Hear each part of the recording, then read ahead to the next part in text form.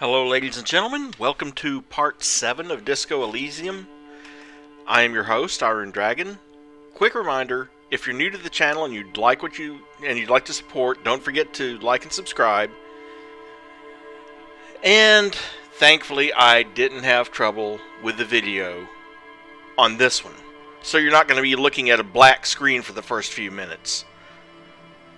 So, let's just go on ahead and get started because we do have stuff to do before we're supposed to meet that person who has our gun. Not sure why I just quick saved so soon.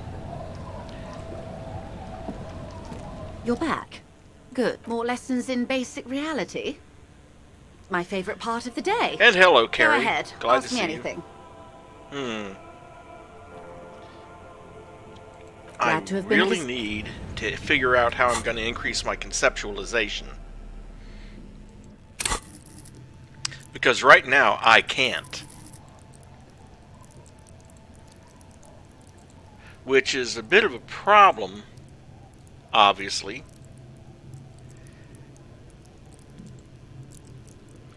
And I'm wondering if I have a thought that will increase my cap on that.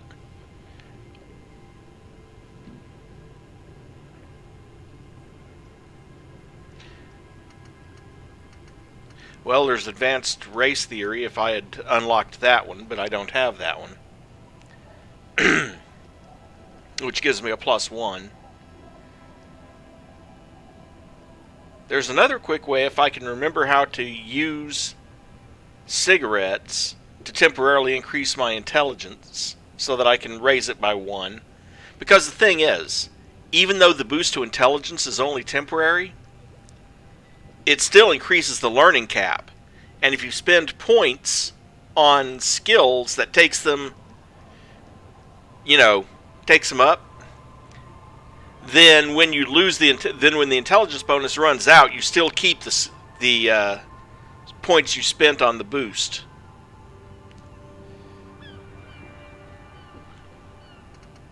So let's see.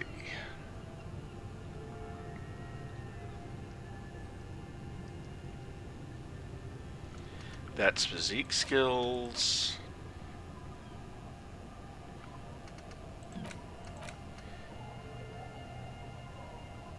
That's -1 difficulty to passive and learning cap for logic. The Gemrock Shuffle. That's better loot. The Anti-Object Task Force, I'm pretty sure is Pain Threshold. Bringing of the Law. Hand-eye coordination. Yeah. No thanks.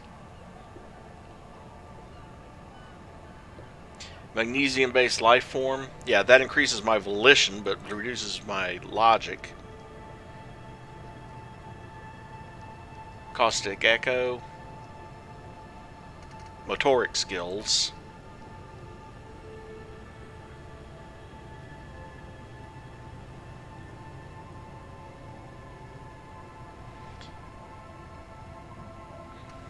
Nope to that. Nope, that's Pain Threshold.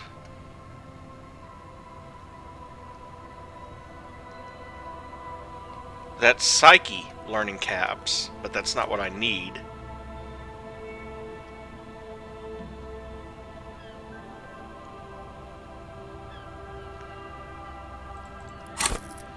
Yeah, looks like the only way I can increase my conceptualization at this point is through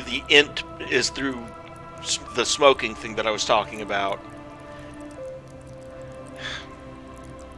That's a pain. It can be done, but oh,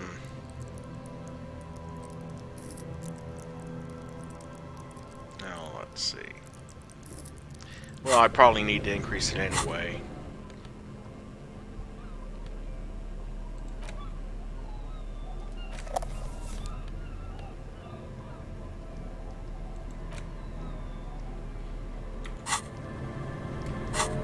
And it's going to hurt my health.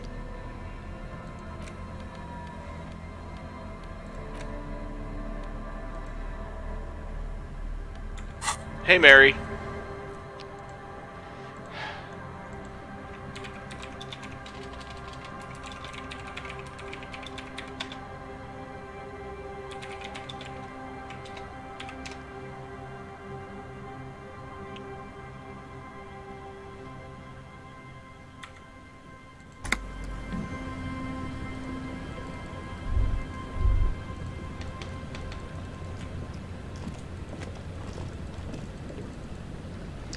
Yeah, see, I'm supposed to be able to click down there and it'll use those cigarettes, but it doesn't seem to want to.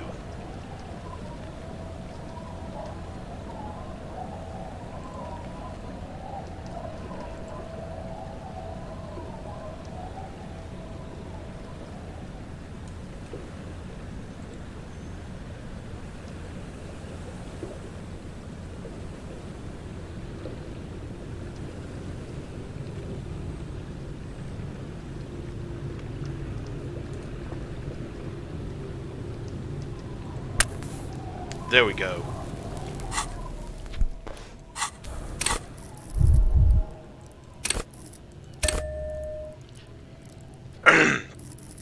That's not going to help me much, but I am going to go ahead and spend points on encyclopedia and conceptualization and rhetoric, because those are all skills that I'm actually using.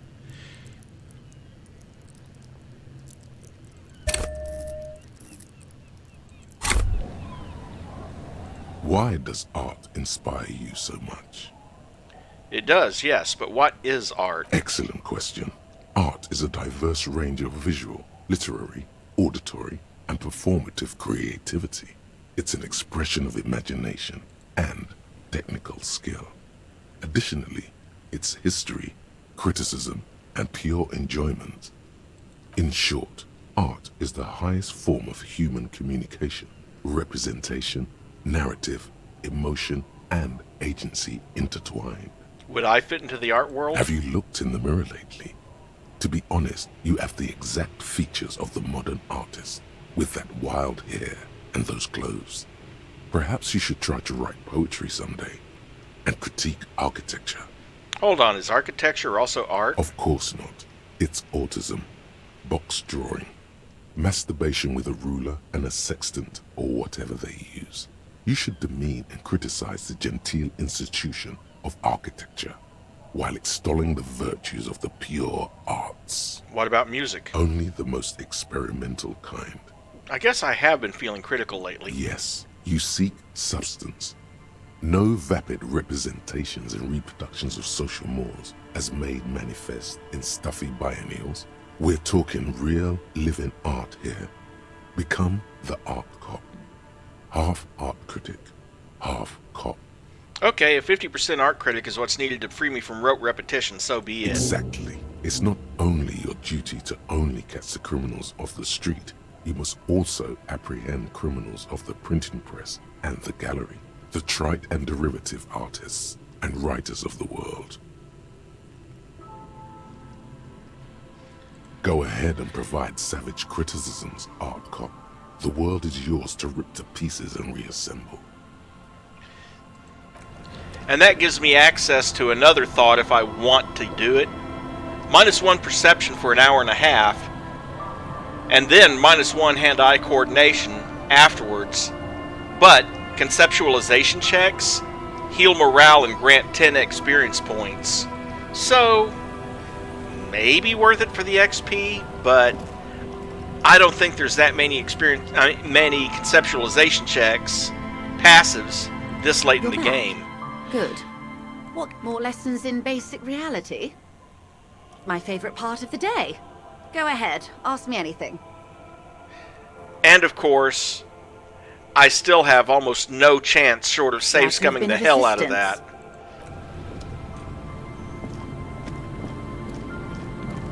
But the boost to conceptualization might be useful anyway, so I'm going to keep it.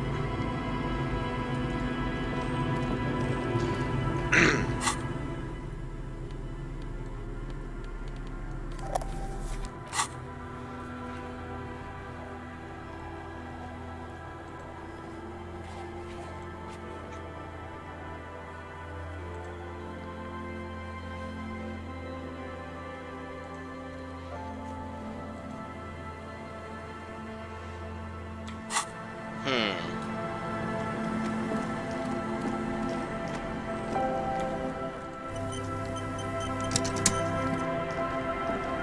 The waves are beginning to die down. Look at those little bastards. Simmer.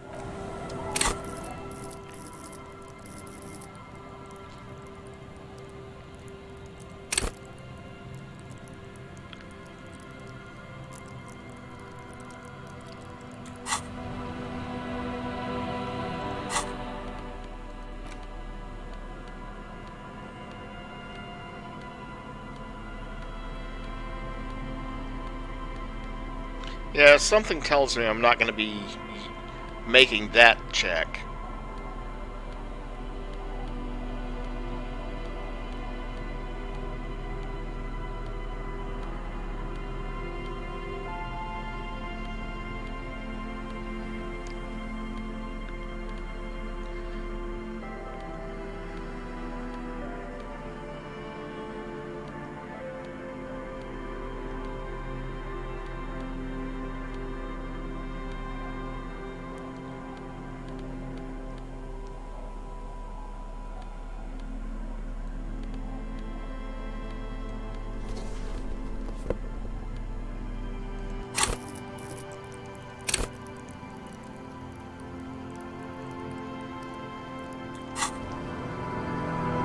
The waves are beginning to die down. Look at those little bastards. Almost no chance of that. Of that either, unless I increase my suggestion somehow.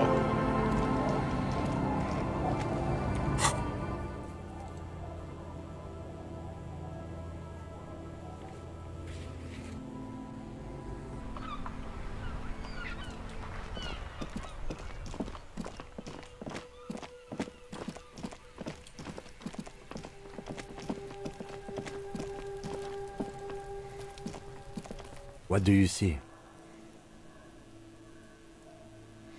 No horizontal boot prints. Whoever walked in the Whirling's pinball workshop didn't walk here. No, these prints are pretty standard. The ones in the dust looked custom. Or maybe they're just a foreign design. It's a boot print, whatever the case. So our odd soul wasn't in the back of the Whirling? I don't know. They're about the same size. Not the same boot, no, but they... Okay. And then the tracks that I think it was referring to... Please come along.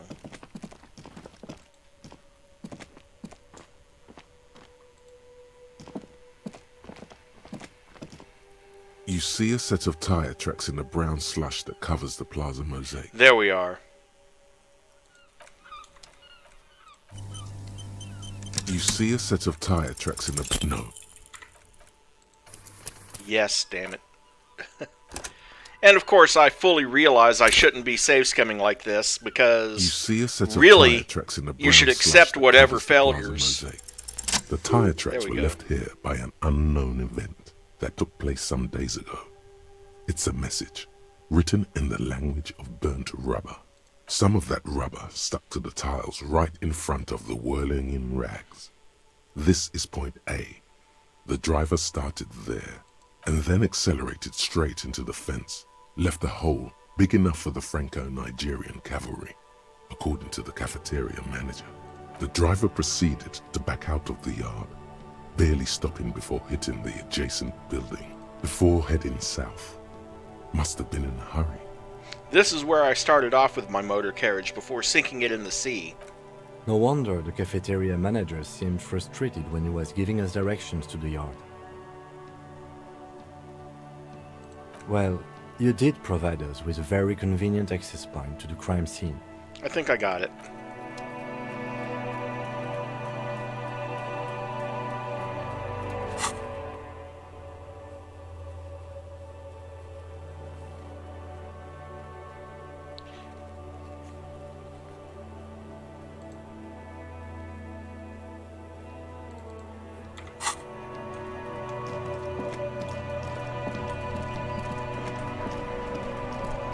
Well, no, I still probably shouldn't be doing it.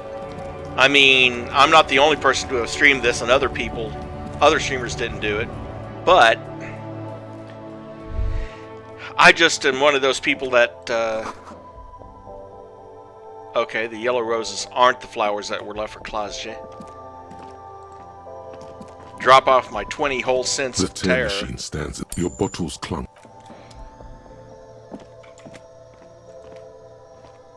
A small cabinet on the wall is filled with various...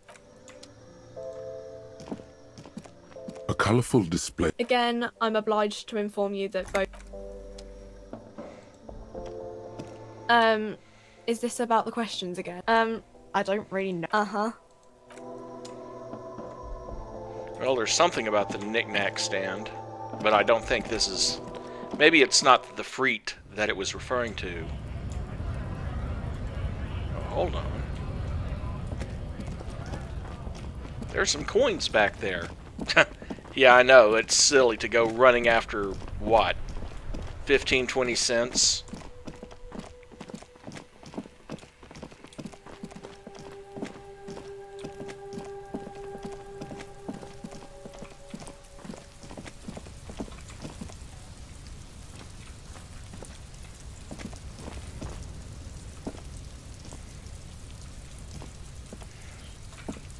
Well, why put it there if you're not going to give me any way to get to it? That's what has me wondering.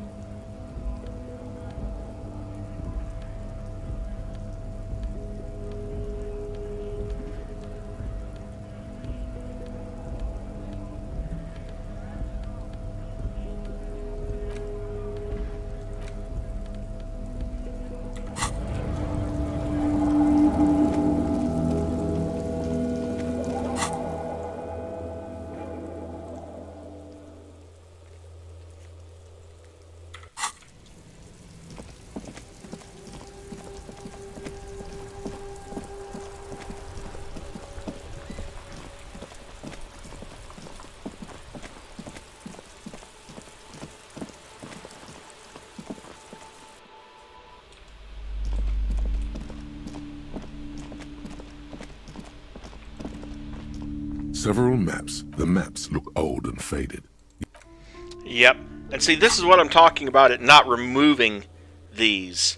For example, the map wall. The interfacing check was to steal the map. But I bought the map. But it doesn't remove this off of the list of things to do.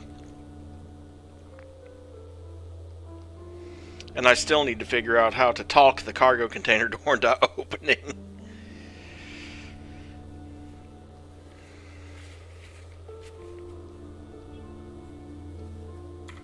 Well, anyway.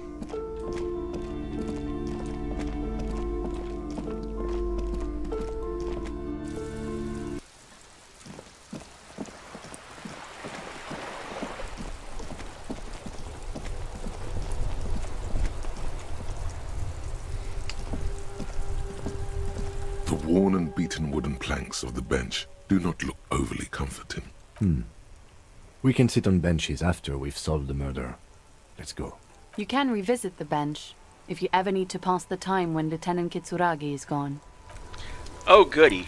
So I can't waste time unless I get rid of the guy. Good going.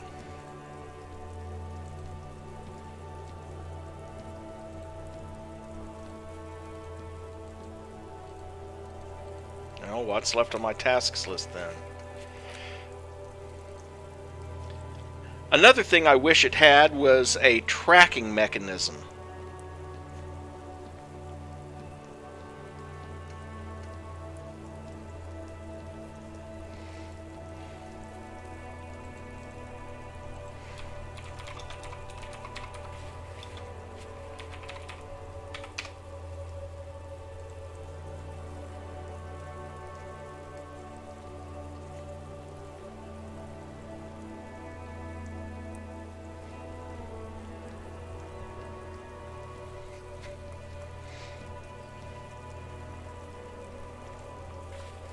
Ah, okay.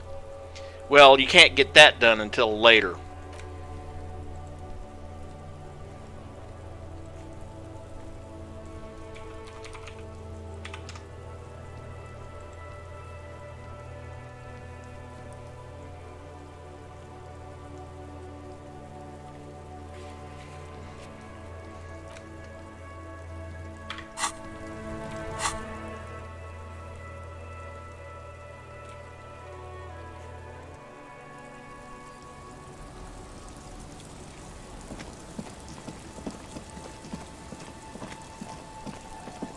But there are things I can get done.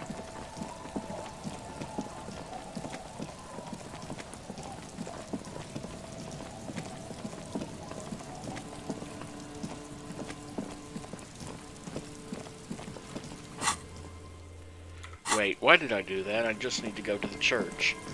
Okay. But, no, the reason you can't do that other thing about, finding the where the bullet came from is that one of the 3 places you can't get to until you start pursuing the suspect, and then one of the 3 places is past a point of no return in the game.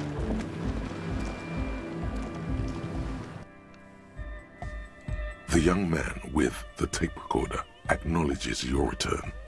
When he looks at you, he squints as though you were the setting sun. This is hardcore. Say nothing. Hardcore! Still say nothing. Hardcore to the mega. Say nothing. Internally coherent. Still say nothing. All core! All right! Yeah! Say He nothing. furrows his brow as his very large head traces the sublime, invisible movement of the music in the very real air of the stuffy tent. Hardcore! Ah! No, but seriously, I'm a little worried it isn't. The question is, what is the question? That would have been good if I had asked you a question, but I didn't. Now it's just idiotic. But there was a question? Back to the heavyweight jam. Says the young man with the tape player and the large boyadero boots. Lung-shaped trees sprout on a silver belt buckle. Hardcore! Say nothing. Hardcore! Say nothing. Hardcore to the mega. Say nothing. Internally coherent. Say nothing. Hardcore! All right! Yeah! Say He nothing. furrows his brow as his very large head traces the sublime, invisible movement of the music in the very real air of the stuffy tent. Hardcore! Ah! He lets out an agonized roar over the feeblish, obviously not too hardcore beat below. So Is it hardcore.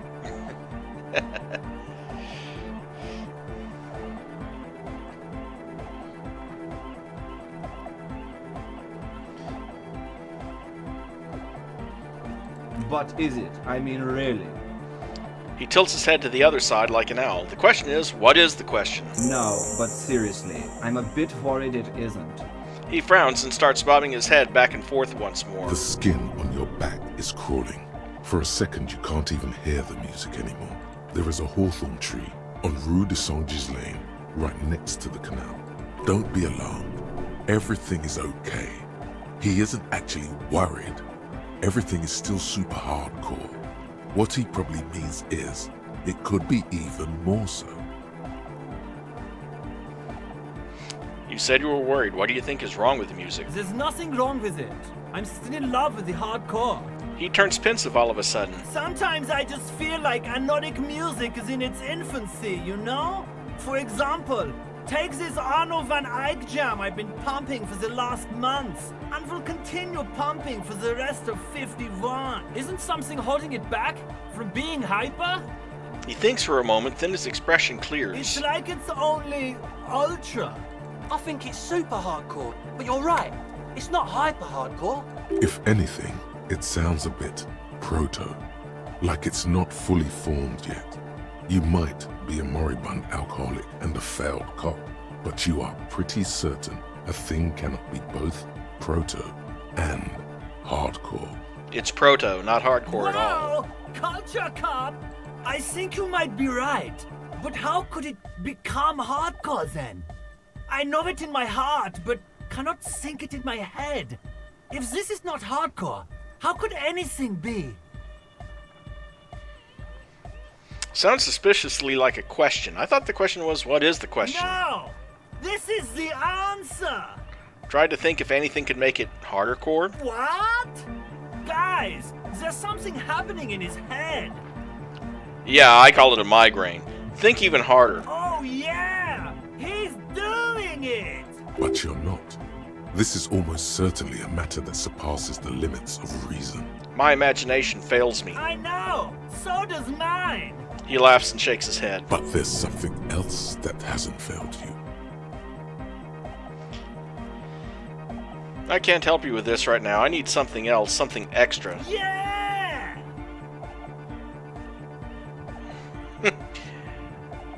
Physical instrument 5, okay.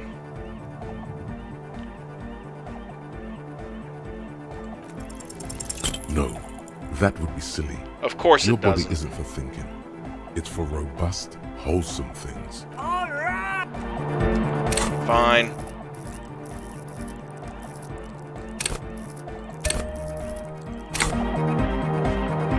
The large-headed youth. Good morning! Yeah! A pile of nasal sprays, brand name Nosafed Ultra. Okay. The large-headed. Good morning! Yeah! You know it in your lungs where the pressure should vibrate, in your heart that's alone, and in your solar plexus where the hits should land. So does every chordate animal. Needs more bass. What? The young man makes a sudden move like he's about to turn the volume down, but that would be ridiculous. And a melody. A good melody is what makes a song really stick so you can't get it out of your head anymore. Wow, okay. We should start with the melody. But where would we get that stuff from? I don't know, I was thinking you would know. I'm sorry, I don't know anything about Nordic music. I'm just the party boy. I get the people going and say it's hardcore. Alright, I'll see if I come up with something on my own. A citizen investigation. The young man falls silent with appreciation. He even tries to contain his smile, as if it could hinder your investigation. Basically, what you need to find here is a tape with some banging music on it, so that Egghead could use it to remix Van Eyck's jam. Yeah. Maybe that street hawker across the pawn shop has got some tapes to sell. That's just an idea. There is a hawthorn tree on Rue de Saint-Ghislain, right next to the canal. A reel of magnetic tape is caught in its branches, like bronze ribbons blowing in the wind.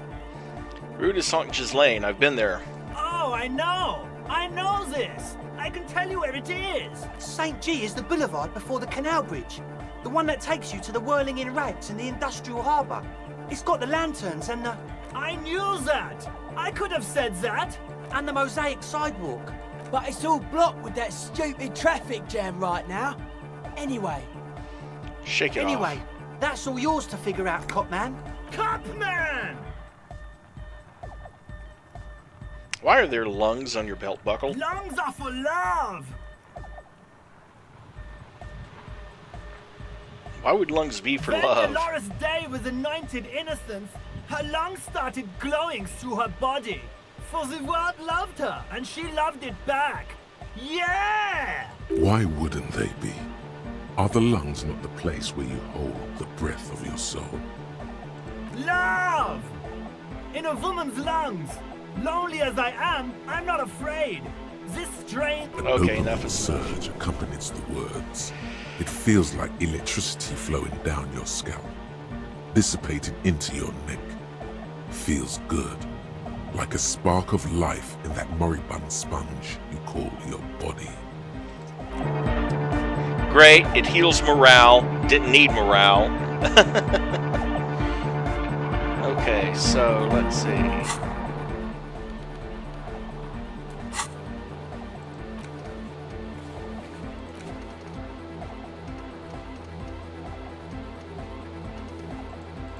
Active tasks.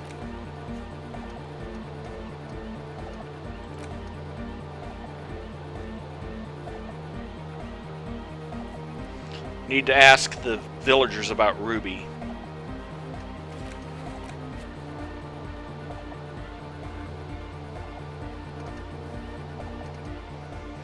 Okay. So.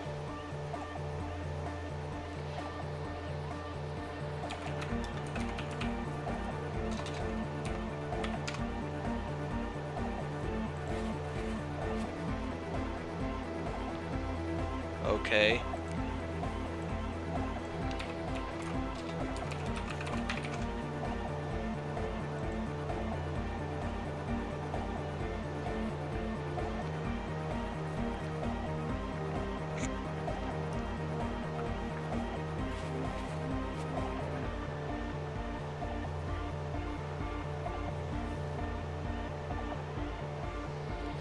Oh, silly me.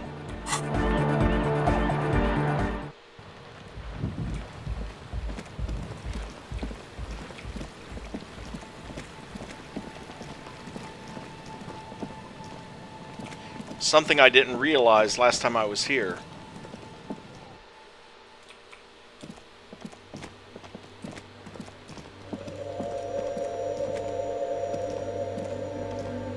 Oh, hey, Wade. There's coffee in the back. Oh, wait. I meant the mother's love. Coffee in the back. Something familiar about that. Coffee and stale cookies. Have you by any chance heard the Viejita say the password to her radio computer? Too many times, Essay. You need it for something. Yes, it's for a first-degree murder investigation. Don't sweat it, Martinez. Vato. The password is afterlife death. What you think of that? Makes me almost pity La Nidita Pequeña when I hear it. Well, is that about coffee? I feel like I've heard it somewhere Look, before. man, I'm at liberty to talk about the sacred blaze of the mother's glorious heart, but not about the coffee. That's about to be a meme. Don't talk about the coffee. I think we're done here, Essay. That was, however, I'm still not sure whether we'll find our suspect here.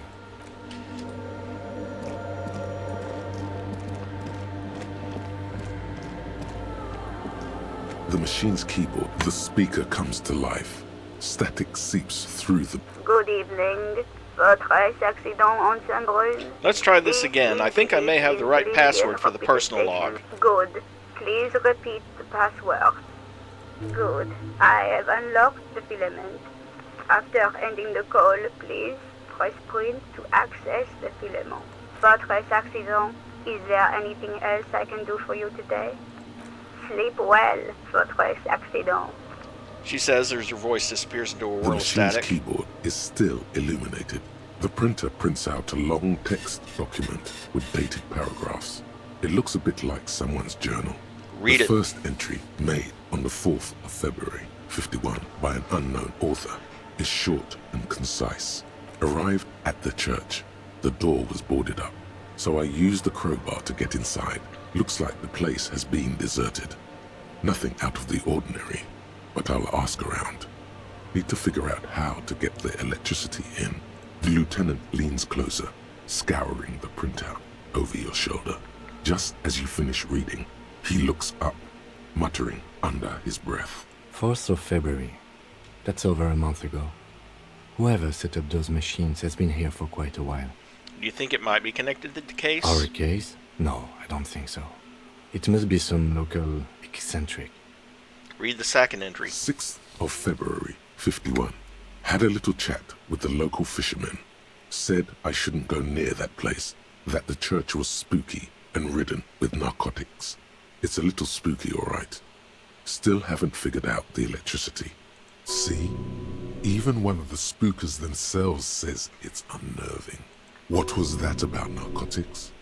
This could prove to be interesting. Wait, narcotics? I doubt that we can find any. It's just idle fishermen's gossip to scare away the kids. He looks at the stained glass window. Nothing spooky about this place either. It's just abandoned and cold, and in an awful part of town. Read the third 7th entry. of February, 51. Finally got the electricity in. Next on the agenda, a new antenna. I'm thinking Esca-series, something advanced. Why would she need an antenna? Why would anyone need any of this equipment here? He steps on a wire running on the ground, inspecting it with his boot. Read the 4th entry. 8th of February, 51. Bought the antenna. Had some problems setting it up. Called Simon for help. Heard the others are back to making art. Drinking somewhere out of town. Sulislav started a rock band again. Lexi has been seen asking money from strangers. But at least the artists have their act together. They're qualified labor. They can get work anywhere. Graphic design, ads. The programmers are doing fine too. I mean, they're programmers. The writers, though, they're fucked. I just have to find out what caused that data loss and be done with it. Still don't understand how it managed to wipe out the backup, when the backup wasn't even connected to the front. I know. Everyone thinks it's impossible. They say I must be lying. I'm here to set it right. A data loss? Seems like something to do with radio computers. Unfortunately, I don't know enough about them to understand what the author is saying. Something about the backup data getting destroyed, and how everyone thought it was the author's fault. Let's just keep reading. Artists, programmers, Lexi, who are all those I think these people worked in the radio computer games business. The one we saw in the Doom commercial area. They must be our former co-workers. Read the 5th entry. 12th of February, 51. Brought some food from the grocery store. Apparently, there's a strike going on in the harbor. Definitely not happy to see the Martinez people again. Everything's now set up in the church. Going to start working tomorrow, 8 a.m. The strike. We are nearing the date of the murder. Keep reading. I'm interested now. I want to know what's that radio anomaly that sent this person here in the first place. Read the 6th entry. 25th of February, 51. I've been sending data up to Lintel for a while now, trying to recreate the data loss, but nothing. Didn't even feel like logging in, the disappointment. But I did discover a curious audio-spatial anomaly at the back of the church. I've named it the Swallow. It swallows sound. Need to get some mics. Is she talking about? The lieutenant looks to his right toward the silence. Read the 7th entry. 28th of February, 51. Yes, the first recordings confirm that the Swallow is real, and I'm not just losing my mind. It's a pillar of silence, with a diameter of approximately 3 meters. Seems like the higher I go, the less I record. This might be a coincidence, or it could be connected to the data loss that led me here. The pillar of silence. She is talking about the silence. Is she suggesting it's more than just an architectural quirk? But what could it be? The lieutenant doesn't answer. He follows your gaze, studying the basins. The water shines in them. No ripples. Read the 8th entry. March 51. Some kind of young disco men have appeared next to the church. I've been trying to record the silence to find the epicenter, but now it turns out I've also been capturing the future of dance music, one neo-disco song over and over again. Fortunately, the song is so monotonous, I was able to devise an algorithm to factor it out. The other day, one of the disco men came in. Before I could even say hello, she got scared and left. Good, I don't want anyone distracting me from my work. That disco man must be a cell. She must be describing a cell. A girl on the ice? Sounds like her, yes. Read the 9th entry. March 51. I got a call from the repeater station. Someone has tried to access the radio computer in our old office in Martinez. Can't do anything about it. The storekeeper still doesn't want to let me inside the building. Thinks I'm part of some kind of curse. How Martinez of her. That's me. I was the one who broke into that radio computer, and the storekeeper must be Plaisance. I knew it wasn't a good idea to meddle with the machine. No. It was a great idea. You're learning things. This is how you learn things about machines. Read the 10th entry. March 51. A new 2-meter aux cable. Noodles. Crackers. Ping energy drinks. Water. Toothpaste. Gum. Also some canned air. Your reading is interrupted by the sound of the church door opening. A strange woman makes straight for the radio computer.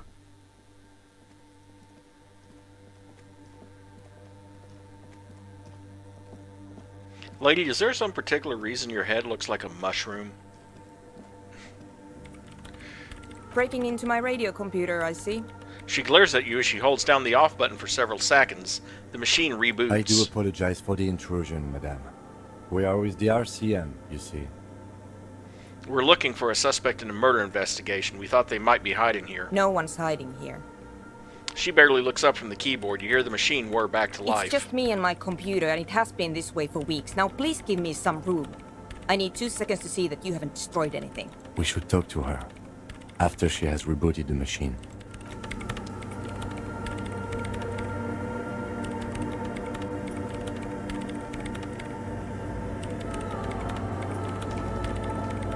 What is it? Hey, are you the lead programmer of We're All Untethered by any chance? Yes. Or, no. Not anymore. That project is dead. She doesn't seem surprised to be recognized. Rather sad. Something passes over her face before she straightens her back. I didn't break anything, did I? No, you just printed out my personal log and wasted some paper. It does not look like a big loss to her. Sorry, but who are you? What are you doing here? I am Soona Luukkanen-Kilde, the former lead programmer of Fortress Accident and RSA radios. I have over 16 years of programming experience, and I'm proficient in both Vox and Orbis languages. Coincidentally, Orbis is one of the software tools that they actually use to make this game. Thought you'd like to know. If you're not here to hire me, I don't really know how I can help you. She turns back to the terminal. That still doesn't answer what she's doing in an abandoned church. Why are there so many... Have you seen anyone suspicious? Say a woman named Ruby? What? No. No one's suspicious around here. Have you seen the Crab Man? Nope. But you know he's around. Yes. He's seen you. And? Okay, it's probably not a big deal then. You're right. I'm not. Why are there so many machines in this place? I brought them here. These are my machines. Please don't touch anything. Why do you need an antenna? I use the AR-1 as my RAIN prefix processing unit. That's your radio computer, right? Mm-hmm. And that antenna is its processing unit? Yes. You really don't know anything about radio computers, do you? She has stopped working now. I know a little. All right. Well, all radio computers perform operations up on air. So in order to gain more processing power, you need to invest in a good antenna. And the AR-1? Is it a good antenna? I guess it is. So far I've been quite satisfied with it.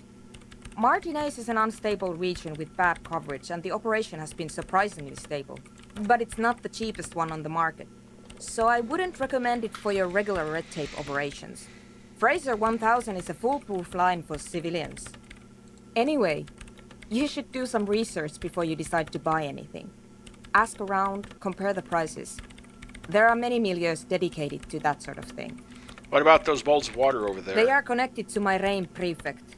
Whatever you do, just please don't move them, okay? What are you doing with your radio computer? I'm working. The machine seems almost alien with its pulsing core. The light casting her face in a strange shadow. Working on what?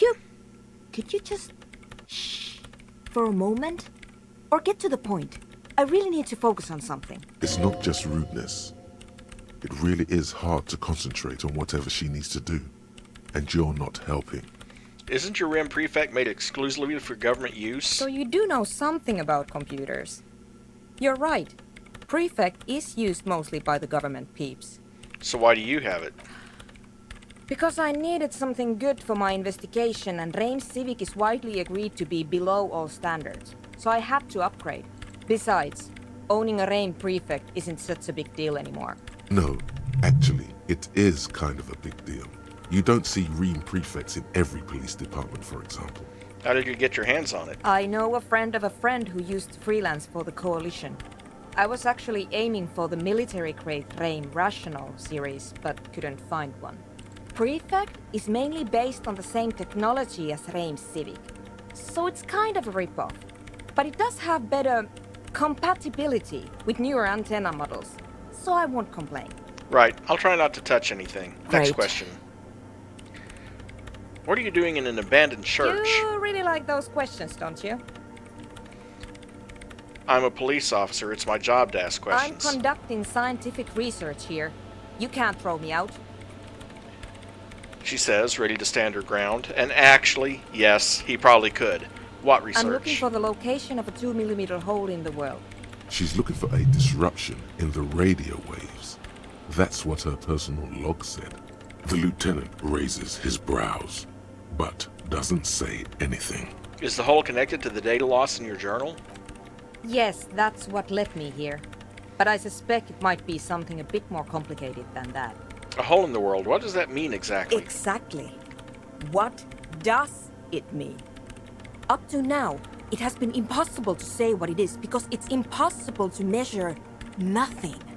What do you think it is? What qualities does nothing have? How do you measure something that does not exist? She's suddenly absorbed in the conversation, waiting for your answer. That's a little above your pay grade at the moment.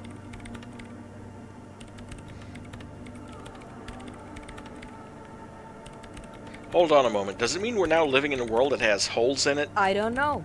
Are we? That's what I'm trying to figure out here. But how do I figure it out?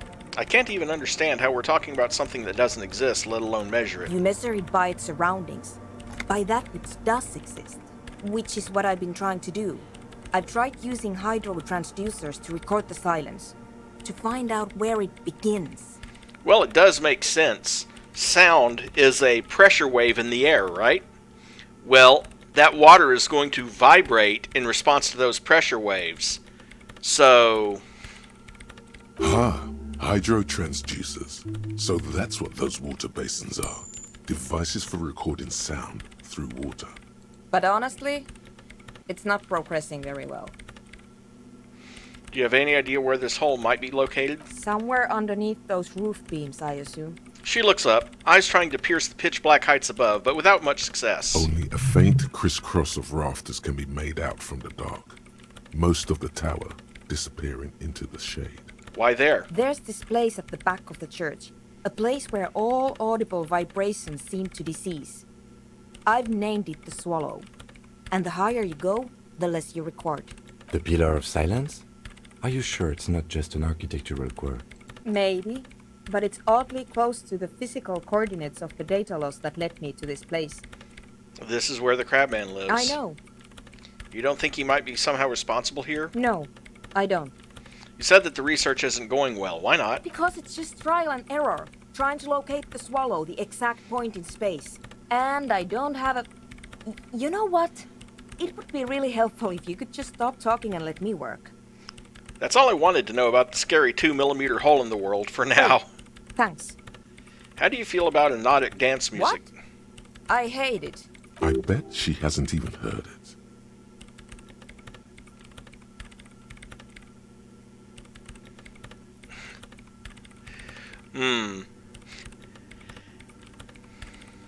Have you ever listened to it? Like, actually listened? Yeah. Like, all the time. My tent neighbors don't really ease up with their partying, do they? She pulls a face that looks absolutely scathing. Actually, it looks absolutely like a mushroom, but that's beside the point. Maybe I'd have to be on drugs to get it, but to a sober mind it just sounds like uninspired rug whipping. No idea what it has to do with either dancing or music. Right, but how do you feel about a club for hypnotic dance music? This is about those speed freaks in the tent, isn't it? I've got some news for you. It's not a nightclub they want to build here. What do they want to build Take then? a guess, why don't you? I'm still convinced they want to establish a nightclub for hypnotic dance music. They said it's their dream. I can't believe they got you so easily. Go have another talk with those up-and-coming entrepreneurs, will you? Thanks. Good luck. I'm not coming in there.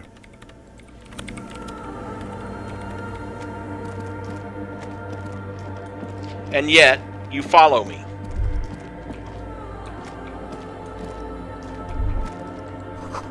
Bark beetles? No, it looks intentional. Some long-forgotten style.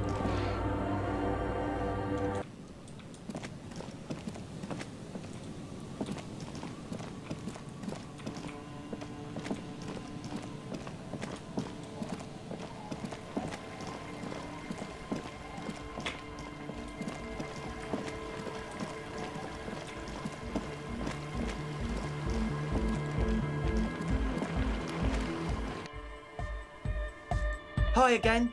So, how are things going?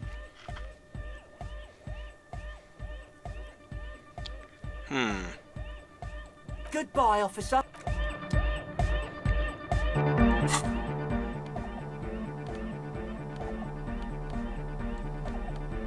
Put on my coolie hat.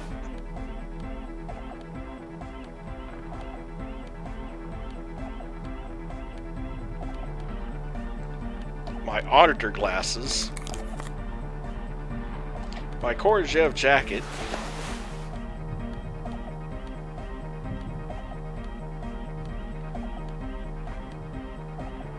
My inter-isolary dress shirt.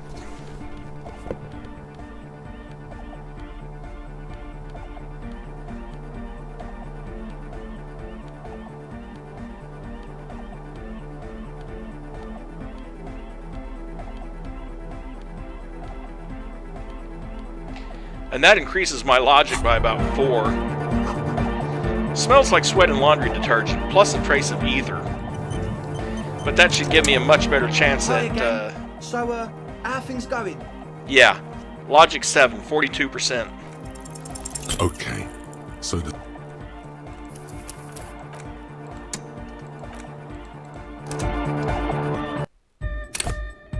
Hi again. So, how are things going? A number of things don't add up. Let's take a look. I've got bad news for you, Andre. Things don't add up. What things? This isn't the makings of a club. It's a tent full of lab equipment for manufacturing drugs. I have no idea how you arrived at that conclusion, but it's wrong. Look, we even have speakers. He points at the speaker. One speaker. They have one speaker. The distilled water, cornerstone of a clean lab. And of all cellular-based life, what's your point, Lawbringer? You have no headphones. Wouldn't a cell need her headphones to spin tape? What do you know about spinning tape? Nothing. Where's his friend? Did he lose his friend? What do you mean, friend? The other speaker. You only have one. It's a one-speaker system. It's monodynamic. You wouldn't know the first thing about sound reproduction in anodic music. Other speaker. There is no need for me to pile on any more, is there? No shit. In short, you tried to use a police detective to set up a drug lab. That's... Come on, that's... Against the law? I meant to say, not true.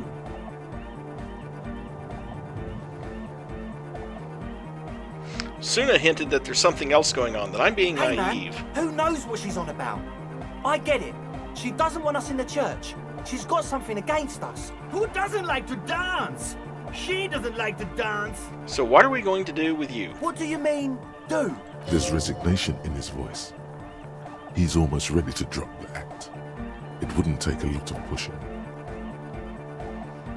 We do this lawman style. First you tell me everything, then I pass judgment. Or else? Or else I'll call backup and haul you all off to the pen for starters. Okay, man. Okay. He raises his hands. Things are just so hard for an entrepreneur in this city right now. It's not like we lied when we said we want to turn a church into the wickedest club in East Revershall. Because we do. We totally do. We just need to turn it into a speed lab before. To get our foot in the door. And why did you need me? Like I told you, spooky arseholes moved in while I was getting all this stuff together. A month ago, the place was empty, and now it's all spooked up. They're not really spooky, are they? No, man. They're spooky, all right. It's just that they would also probably call the police if we started cooking speed in there. But the sign was way off, too. I couldn't feel the love at all. Whatever you think is right, sir. But please, we were only trying to make a living. This is it. Judgment time.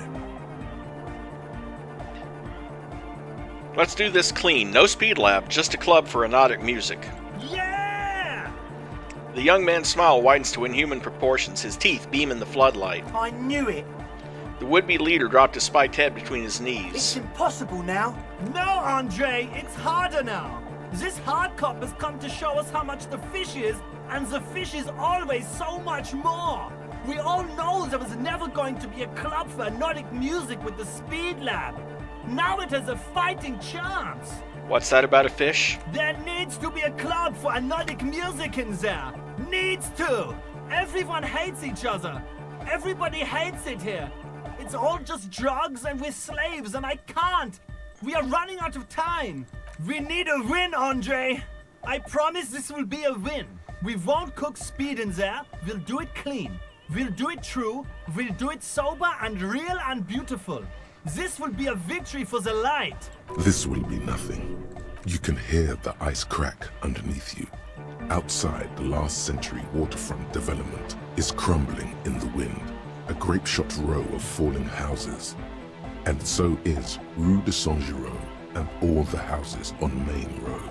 The old cinema is sinking underneath Villa La Bosse. Wait, does anyone feel that? What? Nothing. Let's call this incident crime prevention, but I have my eye on you. Okay.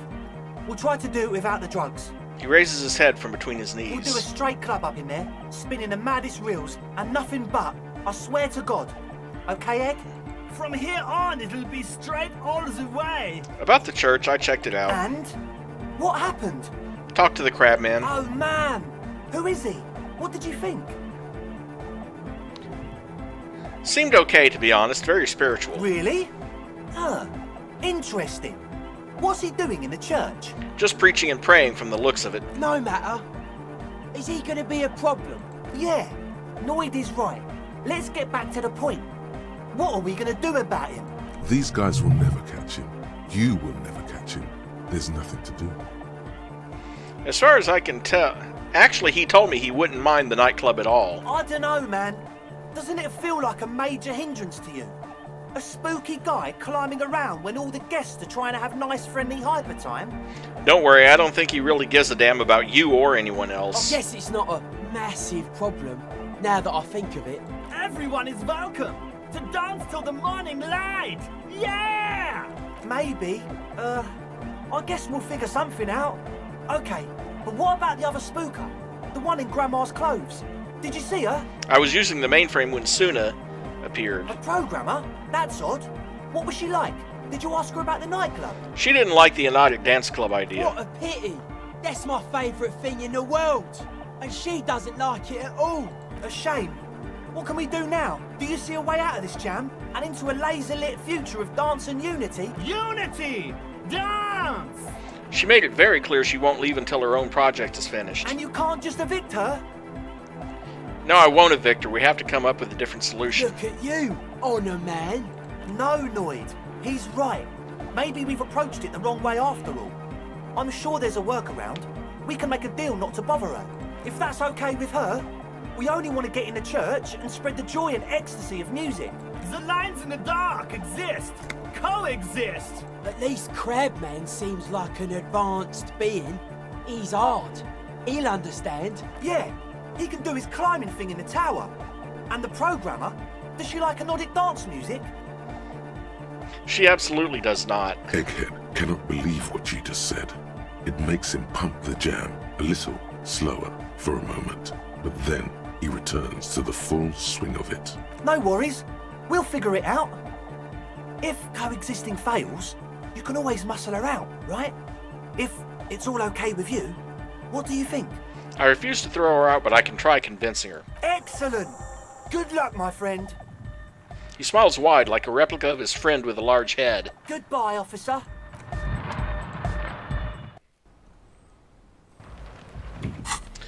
Goodbye, officer, and welcome back to Sensible Clothes.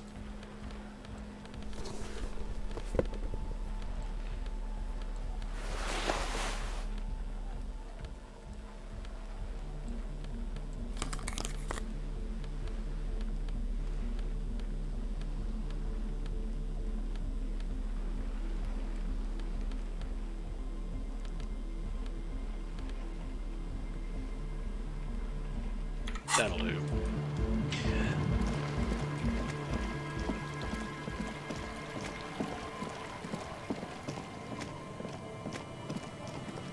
Okay. And before I go too far into this... Oh, I don't have to meet her until 2200. Okay.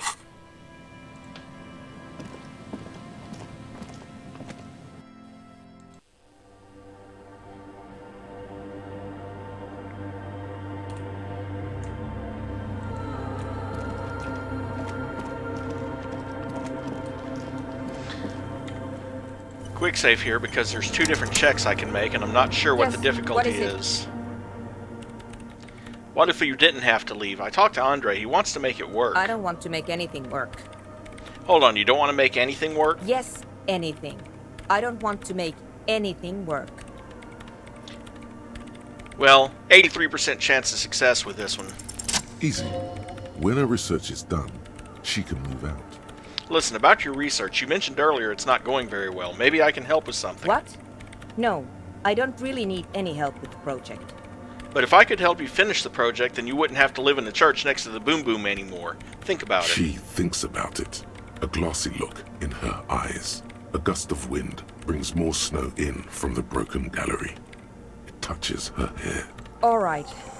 Bring me the game's offside copy from my old workspace, if you really want to help. It's stored on a filament memory, and I'm unable to go and fetch it myself. By your old workspace, do you mean the studio of Fortress Accident in the Doom commercial area? Yeah, that's the one. You can get in through the bookshop. You just have to do some explaining to the bookstore lady. You mean Plaisance? That's her name, I believe. Actually, I've already been in the Doom commercial Good. area. Then you might know the giant ice bear fridge in the building's cellar. The filament is inside the fridge. Just go and get it. And where exactly is the off-site copy? In the giant ice bear fridge. But you've been to the fridge and it wasn't there. There was a note saying... I found a note from the Ice Bear fridge. It said the off-site copy had been moved to a safer place. Wait. A note from whom? Did it specify where they took the filament memory? It said the off-site copy had been taken to a nearby ice cream maker. The note was signed by someone named Sulislav. Jawiza. Of course. Our project lead, Sulislav Jawiza. God, he was always so hell-bent on keeping the copy somewhere safe. And feature creep. And the Valley of the Heads. Like it would have made a difference. The offside copy was perfectly safe when the data loss happened. That data loss was anomalous. She crosses her arms defiantly. And the heads. I won't even get into the heads. Millions of them. Go find that copy from that ice cream maker, will you? Thanks. Found the ice cream maker but couldn't get it open. It's completely frozen. This is getting ridiculous. Can't you just defrost it? Or... I don't know about the ice cream maker. Just figure something out. Alright, I'll go look for it. And here's my Kvalsund multi-tool. You might need it to hack loose some ice. It opens everything. If you get me the offside copy, then you can keep the Kvalsund. This glorious multi-tool makes a regular pry bar completely obsolete. Right, I'll let you work in peace. So that I can equip the Kvalsund.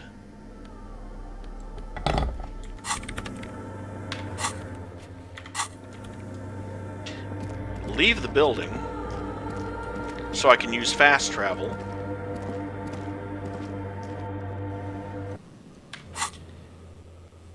Travel back to the Martinez waterfront.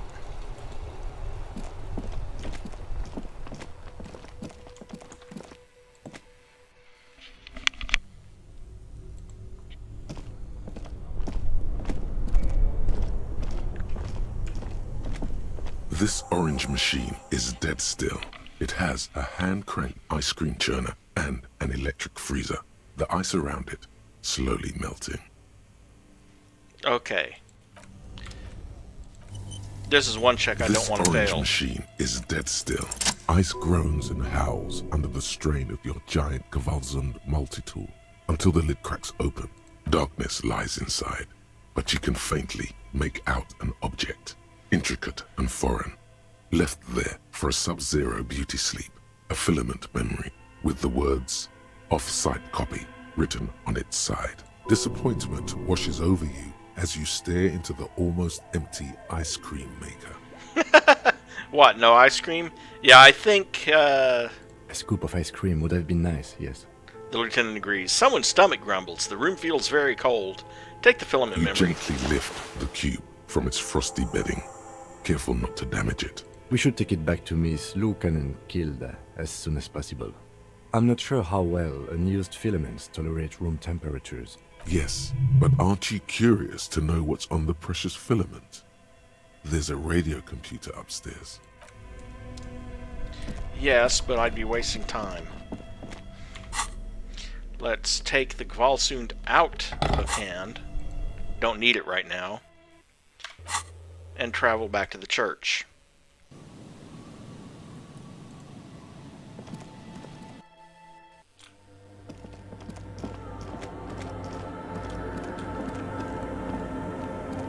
Yes, what is it?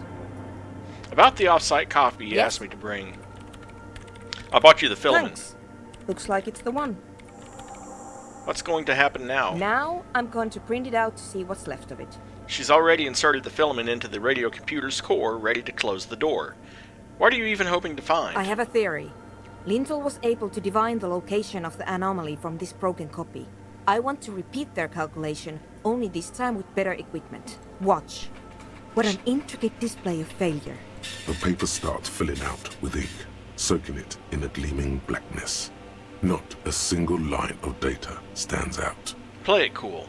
Now what? Sona doesn't reply, her hands running over the printout. She's looking for something. For her morning star. Eyes scouring the millimeters. Here. I found it. Where? Lean closer. Hold on. She's behind the keyboard now, typing in numbers only she understands. The terminal beeps and the light inside starts pulsing like a glowing heart. Can I do anything? Shh. Just give me a second. I'm almost... She clocks up her typing speed. I've never witnessed a programmer work before. Done. I've got it. I found the location of the anomaly. You did it? You found the coordinates? I found the coordinates. Great job. Congratulations. Thank you. So where is it? Where is your 2mm hole in the world? There. In the swallow. She points at the other end of the church where the water bowls form a ritualistic arch. Think you can help me again? Sure. I need you to go move those water bowls for me. I need to double-check my calculations. Just walk over to the circle and follow my instructions. Move the third bowl 2 centimeters to the left, and the fourth bowl 5 centimeters to the right. This should do the trick. Thanks.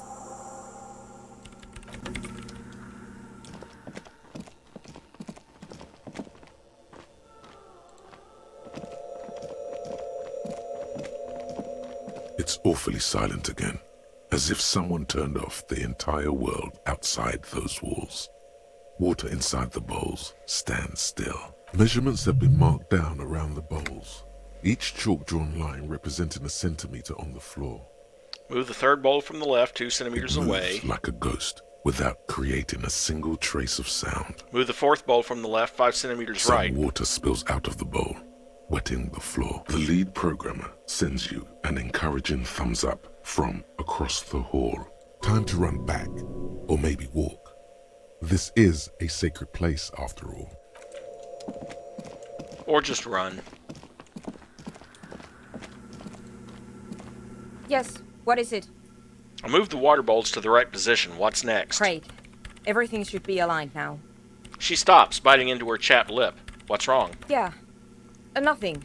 Now the only thing left to do is to unmute the headphones. If we got the location right, we should then be able to hear whatever sound this anomaly makes. Isn't it just going to be silence and nothing else? I don't know. That's what I'm scared of. I don't know. It could be anything. I mean, what sound does the nothing make?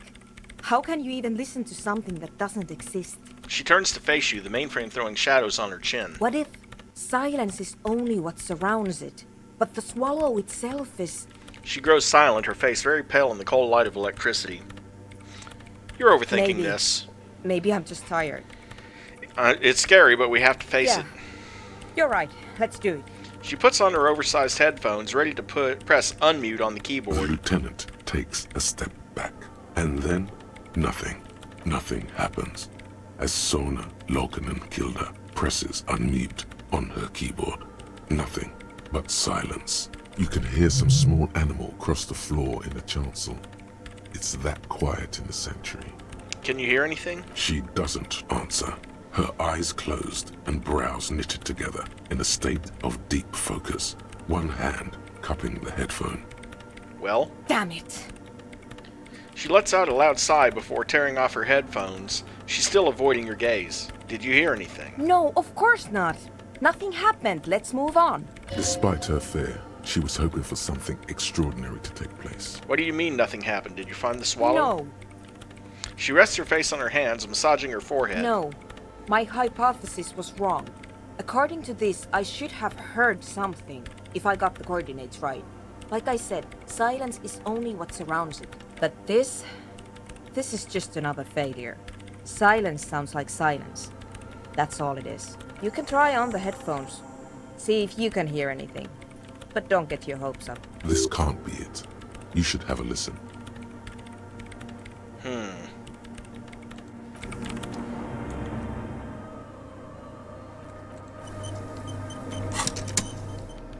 Well, let's see if I have anything that increases my perception.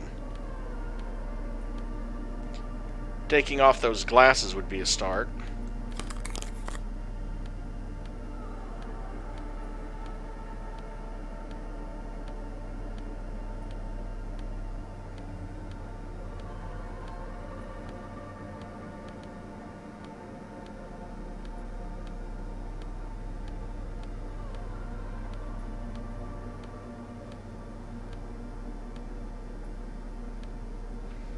I don't have anything that adds to my perception, but I do at least... Those glasses are taking one away, so... And let's see, what do I have for perception? Got a 5 in it at least. And experience points enough to level it up if I need to. Yes, what is it? All you hear is your own breathing. Heavy and...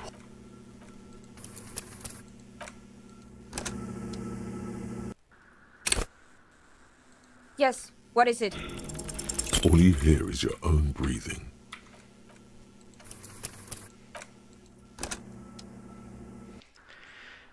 And trying again. Because I really don't want to increase it when I have a 42% chance of success. Everything disappears.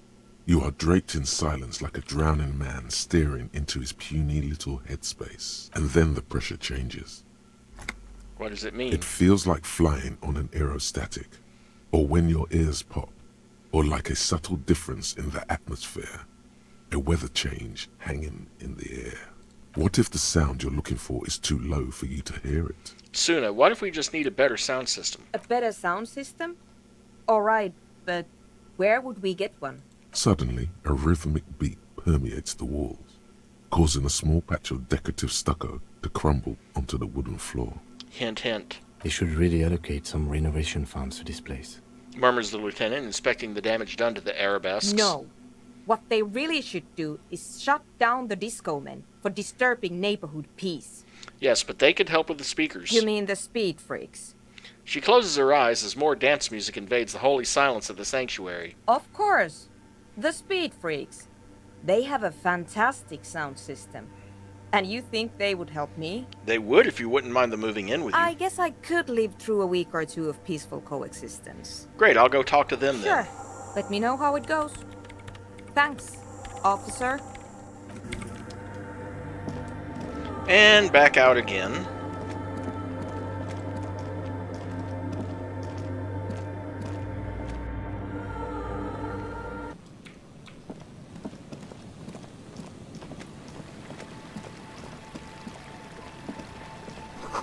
Full of holes. Could the post hide treasure?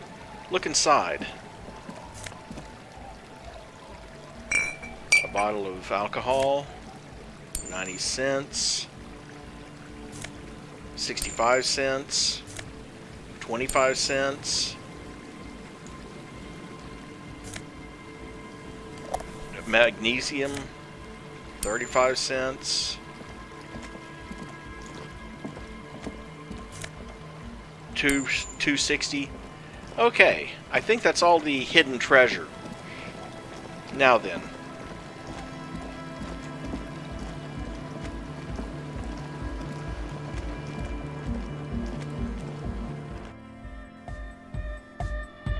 Hi again. So, how are things going? I'm here to talk about the church again. Yes? What's the deal? Good news, I managed to convince Suna. She's okay with you guys moving in on one condition. She needs your speakers for her project. We are grateful, Copman. You're an augury of a new era of anodic dance music. The speed freak smiles, happier than he's ever been before. You're going to have to share space for a couple of weeks until she finishes her research. That's fine. We can manage. He grins, excited. And you're still sure about keeping our little side business, right? Oh, you mean the illegal drug lab? There will be no shady shenanigans in the church. Only love and hypnotic dance music. Fine. We can make do. It's going to take us a bit to move our stuff inside. A couple of hours, maybe. Come check back later. Let's get moving.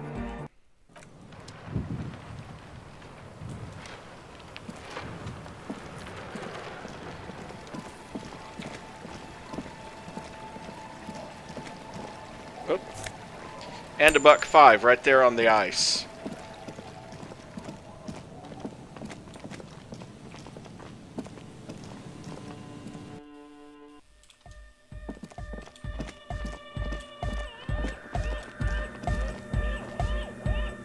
Yes, what is it? How's the project going? I see your neighbors have moved in, but all I hear is hypnotic dance music. What did you say? You can barely hear her over the thumping bass of hypnotic dance music. I said, how's the project going? I can't hear you! The music is too loud! The project, how is it going? Oh, the project! It's not going well! Why? There's that guy! I need him to plug a 3.5 cable into the auxiliary input so that I can route the audio signal through the mixer into the speakers. Why don't you just ask him? He doesn't listen to me! He only ever seems to care about hardcore and yekukata! A place to be, apparently! I'll speak to him, see what I can do. Maybe you can get through his magic rhymes! She does jazz hands to mock him. Right. Okay, let's talk to him again. You're not in charge! The place to be! Make some noise, my church people! Large speakers are set up behind the young man, blasting a familiar song. Vibrations thump through your blue soul. The music sounds much better in the church. A hawthorn tree on Rue de Saint-Gislain, tangled in its branches, something bronze flutters in the wind. He stands on stage behind a table, nodding along to the music and waving his hand in the air. In front of him, the audio mixer. One reel spinning, the other reel deck is empty. Cables run hither and thither. On one side you see an auxiliary line in with the number 4.5 written next to it. Egg, can you please route soon a signal to your speakers? Use a mega! Yeah! I can route it through auxiliary! What kind of a cable does she use? 3.5 or 4.5? 3.5, no doubt about it. Oh, she uses 3.5. Yeah. Oh no, we're going to be in this church forever. Don't worry, I have an adapter for it right here. He searches for the cable on the ground and picks it up, looking at the jack. Hang on, this is a 4.5. We're all good, people! With a grin, he sticks the plug into the auxiliary line and you hear a satisfying click. Whoa, thank God. Adapters noticeably degrade the sound quality. Great! Someone got through to him! Okay, let's get it all set up. Can we turn the music off, please? Egg, the music? Everybody! Everybody! Don't panic! I'm going to turn off the Arno for just a sec. For a special scheduled event. The Arno will be back, but we're doing something else for one moment. Alright, go tell her that Egghead is ready to rave to her tunes. And then I'll turn off the music. Yes, what is it? You can now unmute your speakers. Okay, but think you can ask him to turn the volume down a bit? Just in case. Maximum! Shouts Egghead, a great smile still adorning his face, larger than a red dwarf star. Maximum is the only way! I know it is, but could you please turn it down just this instance? Just this one time? Maximum is not the only way, okay? Pump it to the brick! Pump it to the hard master! There's no other way! Glue style! This is where, in real life, I would go over there, push him out of the way, and turn the volume down myself. Glue style? Okay, there literally is no other way. The mixing desk is glued to maximum. See? He pumps it to the hard master. It's hopeless. I think what he's trying to say here is that the volume button is stuck on maximum. Of course it is. She shrugs, consigned to her fate. Yeah! Permanent in enlightenment! Ray of sound!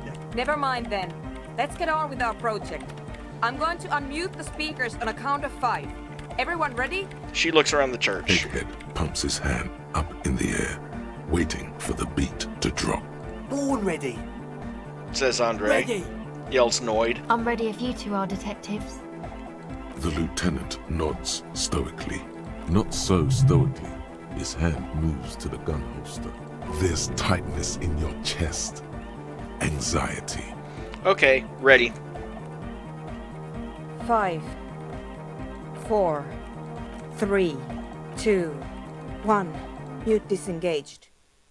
She lifts her hand from the keyboard. Complete silence fills the room. Finally. No wind outside. No waves. No floorboards creaking. Total, continuous silence. This is unnatural. The woman looks around. In the silence, you see dust move on the floorboards. The driver of the speaker vibrates in the air and then stops. Plasterwork begins to crumble down the walls. In the silence, a low hum starts creeping up your spine. It's a song inside you, not in the speakers, not in the room. A great bass sigh in the basement of your mind. Slowly, it builds until the air around you starts to vibrate. It's out there now, in the world, made manifest. It will devour everything. The floorboards, the glass, the streets and the people. Nothing will remain. Guys, what's going on? There's alarm in Andre's voice as he steps back to scan the surroundings. Okay, Mary, take your time. A slight rattle, like crystal clattering in the cupboard, fills the air, joining the chorus. It's getting louder, says Noid, his eyes riveted on the strange circle of water basins. In the basins, the water looks like it's boiling. Hosiana! Mother of Mega! You hear Egghead yell, then something else, but his voice is growing faint. He's peaking. The worst high he's ever been on. I've never heard anything this hardcore in my life. The beauty and the beat! The future of dance! Planetary! No, Egg! It's the window! The glass shards around Dolores Day's vacant heart seem to be vibrating from the sound. It almost looks as if she's alive. In the corner of your eye, the lieutenant steps aside, cautiously. His eyes searching for a possible evacuation route. The window is going to come down! No, the roof! She looks up. A screech fills the air, a scream of wood and nails. The pillars of the church twist and creak above and around you. Cracks appear on the stained glass window. Cracks run up the wooden pillars in the dark. Come down to earth! Love! Below it, all the bass grows, like the jaws of a giant compressor gnawing on metal and wood. It does not sound benevolent at all. A great pulse arises in your flesh. That's it. I'm muting it. Oh, I want to dance with somebody. Oh! I want to feel the heat with somebody! Shit! It doesn't stop. A seal? Have you? Yes, I've turned it off. She yells, holding the contact mic in her hand. Andre, pull the compressor! The place is gonna come down! Fuck! I can't shut it up! The signal's passed! It's not in here! It's... In the mixing desk now, building into a positive feedback loop. This is it. A great roar. The vault of the roof twists above you. Glass shatters somewhere near the door. It's coming down. Egghead, it's in the desk. And then it stops. Totally and utterly. As if there never was a sound. Only your ears still ring from the shock. Everybody is staring at Egghead, holding a dangling cable in his hand. A black 3-pin connector. In other words, he pulled the plug. Egg. I pulled the plug. It was getting too hardcore. You did good, Egg. Most of the place seems to be intact. Fucking hell. Programmer lady, tell me you were recording that. 4 years. 22 people. Millions of reals. All that time? This is what we were up against. Just erased it. Suliswolf isn't gonna believe this. Yeah, but did you record it though? It was dope. I think we can use it. Yes, Andre. I recorded it. Damn, I need to send some letters now. Thank you all for doing this. Eggman, you too. And you, officer. I don't know what we've discovered, but I know what it sounds like now. That's a start. Kim, did you hear that? It was very hard not to. I think you're right. There is something going on here. And you need to be very careful with it. Well, it is a 2mm hole in their world. Literally. I promise, officer. We will not play it again. What was that? I've never heard anything like that. It was mathematical information from the anomaly, presented as a waveform. That's what it was technically. Theoretically... She shakes her head. I have no idea. I've never even heard of anything like this. A voice seems muffled in the silent church. It's your ears adjusting after the exposure. You're going to write Sudaslav? Yes, our lead designer. And maybe some of the producers too. And some of the writers. If they're sober enough to open a transmission. They need to hear. They need to hear about this. Don't worry, I won't send the recording. Although I doubt they have the speakers to produce the frequency anyway. What happens now? Are you going to... Stay here. I'm going to stay here with these lunatics. Send letters, maybe meet Suliswolf. Also devise further measurements. I want you to know that's totally chill with us. I don't care, but thank you anyway. That's the best she can manage for Andre. It's quite a lot in truth. For her, at least. Now, I have a theory to come up with. Some kind of preliminary explanation to all this. Or the letter will sound like I've lost my mind. Yes, and we have to get back to stabilizing Martinez. Instead of demolishing it with loud bass noise of unknown origins. Some tiny hard thing lets go in your stomach. You're still alive. You don't know enough about the world. But that Joyce, if you knew all she knows, could put it together. Now I really have to go talk to Joyce about the Pale. Before I can do that roll. See that -10 there? Pale unknown.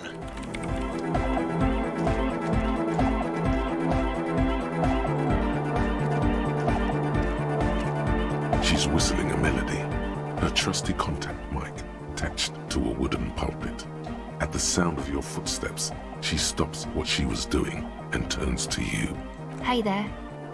I've been recording some new audio from all these beams and rafters. The sounds travelling through the wood are pretty cool. Creaks and stuff. Like you're underwater, you know? But like, underwater inside a tree. But that's not really what I wanted to talk about. I wanted to thank you instead. What for? For getting me and my friends in here. And we even found some new associates, such as they are. How's everyone doing? Good, I think. Noid is getting a read on the place. I think he finds the carpentry very impressive. Andre's been setting up the compressor and dancing. Egghead's been keeping the party up.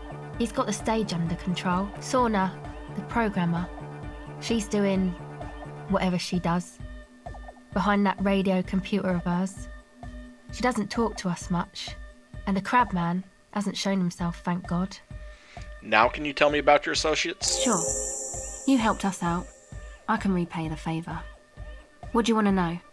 Tell me about Suna. Oh, she's a bit odd, I have to say. Doesn't talk much. I'm not really sure how to vibe with her, you know? Seems like she's not in a very good mood most of the time. Well, her head is a mushroom. But earlier today she told me about Welkins. And she seemed oddly happy, like she had some idea with those little creatures.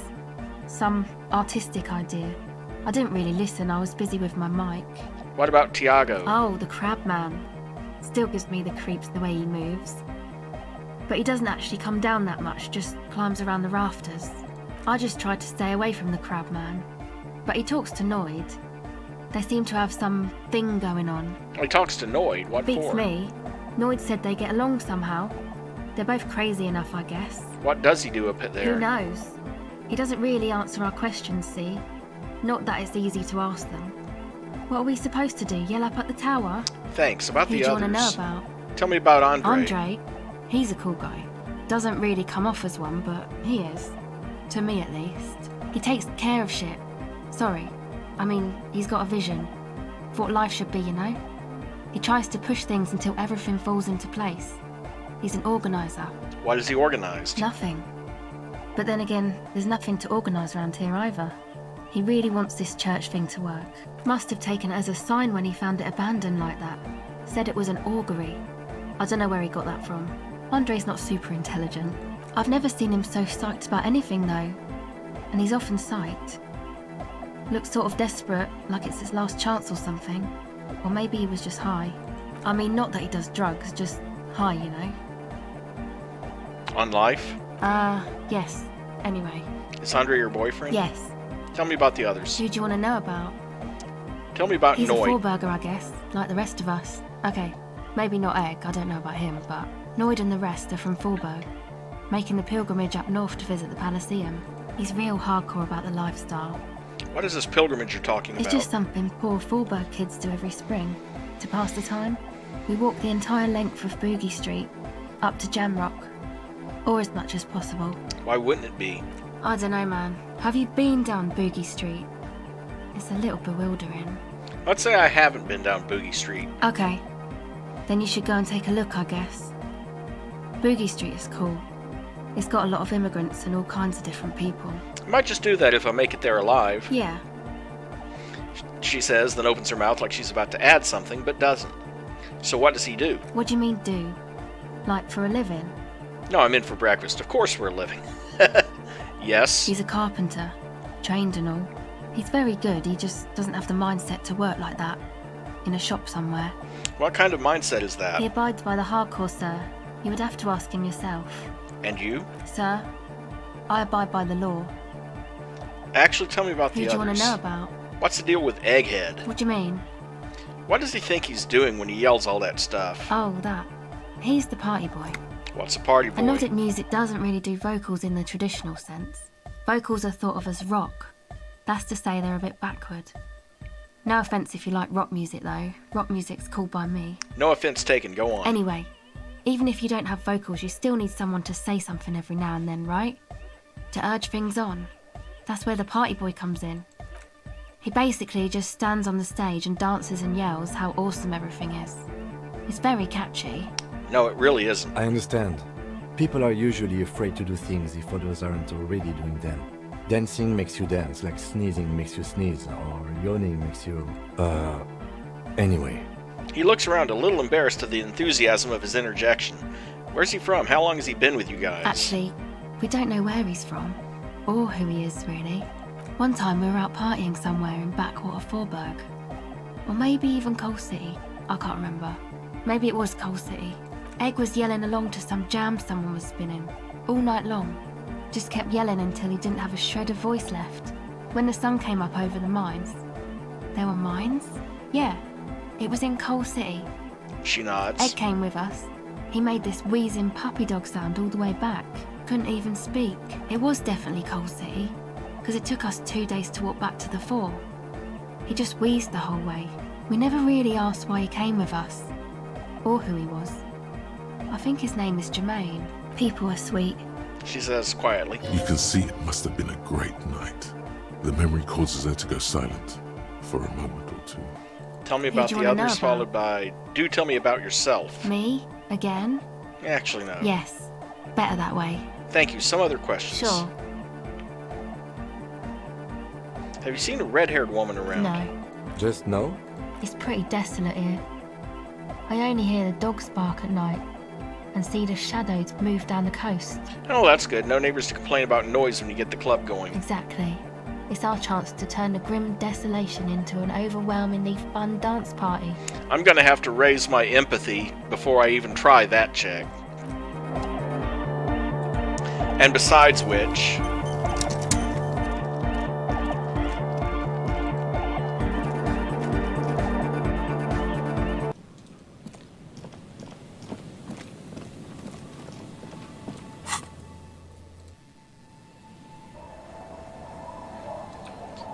the woman I'm supposed to meet is down here by the fisherman's shacks, I think.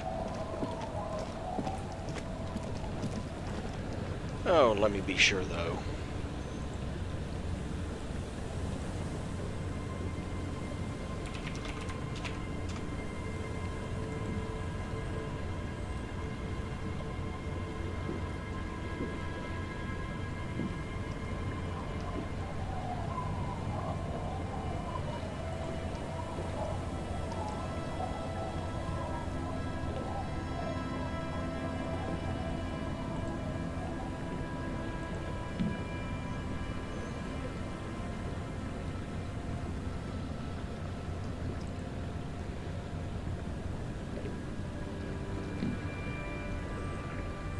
Oh, hold on. Now I remember. I think I do, anyway. It is next to the church.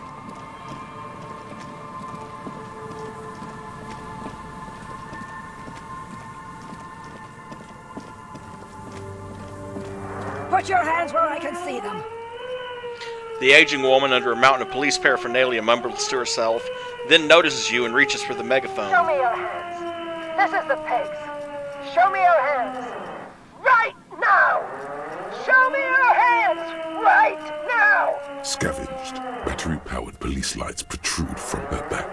The flickering light show reveals a gun in her shaking hand. Her hand is trembling from some sort of neurodegenerative disease. Madame, please drop the firearm immediately. You shouldn't be here. Something's very wrong with her. She's completely out of control. Raise your The man hands. appears to be pulling out an object from his pocket. Fear the threat! Fear the threat! Superseding event. Split-second decision. Get on the ground. I wasn't taking anything out of my pocket. Get on the ground. I want you on the pavement right now. This is the pig. Subject yourself to a full-body cavity search. Prohibited materials concealed in nostrils, ears, mouth, navel, urethra, foreskin, vagina, and rectum. Some of those things I'm pretty sure he doesn't even have. Be careful, detective. Don't do anything that might set her off. She's already set off. The situation looks bad. Calm yourself. Steady your breathing. This is dangerous. You're 70% certain you always leave your gun loaded.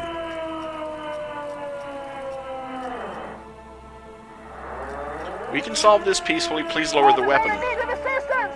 Suspect at large. Get on the ground. Ma'am, please.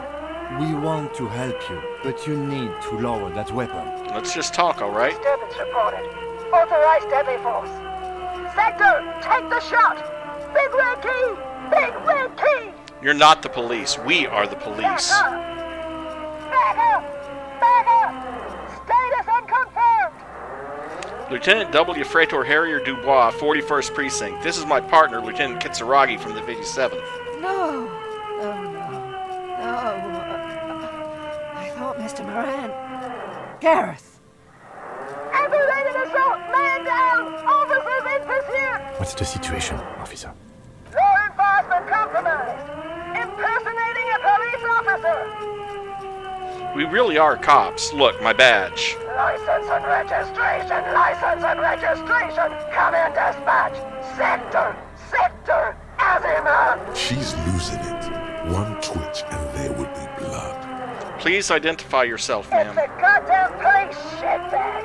Cut the pavement. You're under arrest. As she waves her hands, you notice familiar-looking ampoules and packets sticking out of the mountain of police gear on her back. Medicine? Or drugs? Magnesium, Duramine, maybe even speed. My God, she has speed on her. What else? Are you on drugs? Confiscated contraband. Restricted access. 2 kilos missing. Eyewitness report compromised. I don't think she's on drugs. Being off drugs might actually be the problem here. We can't leave. A delirious civilian is pointing a firearm at us. Your firearm. You need to solve this. Well, wish me luck. All right, this is how we do it. You hurl the tear bag in her face, already darting right, and immediately close the distance. Left hand grabs the barrel, right one breaks the wrist. A drop of sweat runs down your nose, and in it you see the Martinez Inlet, wrapped in the night.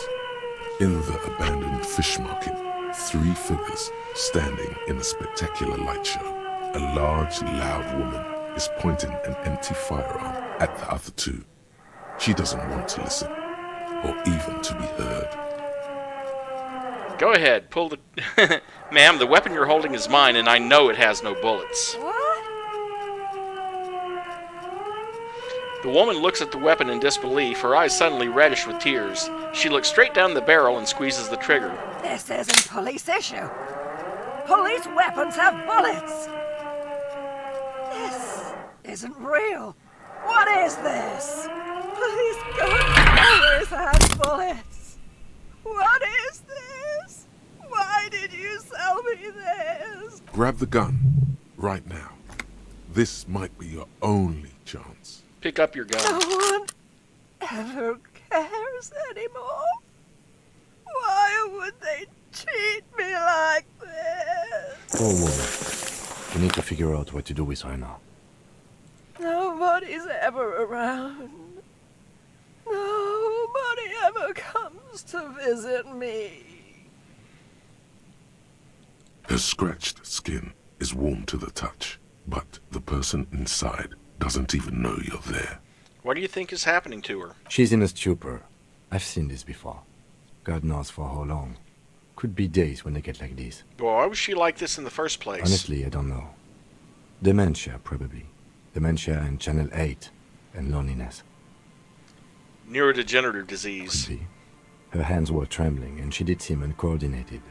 But what are we gonna do with her? Should we just arrest her? I don't think there's any need for that. In her current state, and without the gun, she isn't really a threat to anyone. We could let Titus know. This is a perfect problem for the local peacekeepers to handle. They might even know her family. Yeah, Titus sounds like the man for the job. Titus sounds like the man for the job. Then we can ask him once we get back to the whirling. But we have to hurry, because it's late, and they might have already gone home. But I think we're done here for now. Let's head out. This is done. Please, leave the radio on. It seems like a reflex, a half-remembered sentence. Reflex to what? Being left alone. She stands motionless. Just a heap of clothes and fleshes now. Maybe if you search her once more.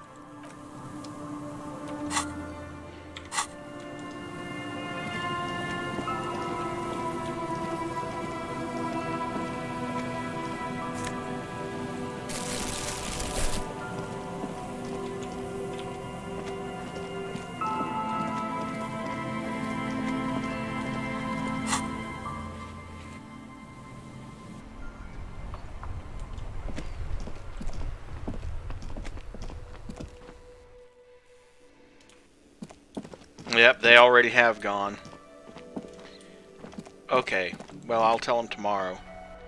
Me, I'm going over to the fisherman shacks. And that's going to end the day.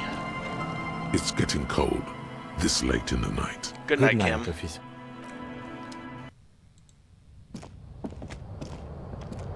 The bed is comforting.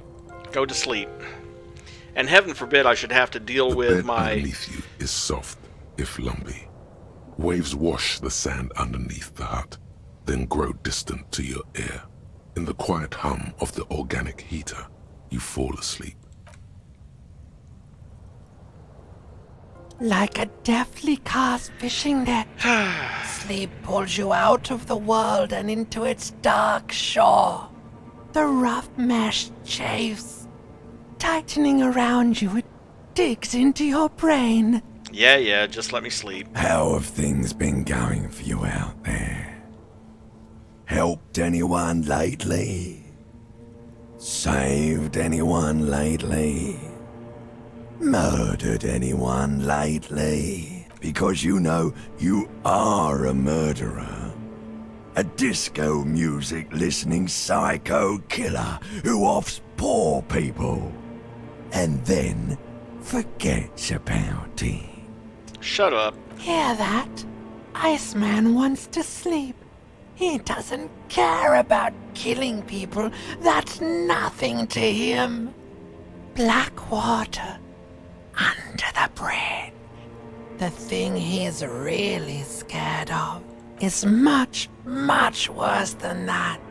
Why are you doing this? I just want to sleep. We're trying to help you. All these processes, these tortures, voices and tremors are all just distractions, flares and countermeasures to keep you from the last dream. The worst of them all. The last dream will be total annihilation. Cinders, peeling off the fuselage. We won't be there to help you anymore, Harry. We will be dormant. You will be naked and alone. And the air will smell of apricots. Of hell. An ancient sadness, brother. 10,000 years later, in front of the video rental, there is a warm breath on your face again. Everything is okay again. Everything is so okay. I can't wait. Your eyelids flutter open for a moment. When you close them again, you sense the light of the room around you. You're back. In 2 seconds, the alarm will ring. The last thought in your head before waking is, maybe you shouldn't have seen that stained glass window in the church. Yes, he is, actually. And in fact, that's one of the endings to the game, is where he finally gives up and puts a bullet in his head.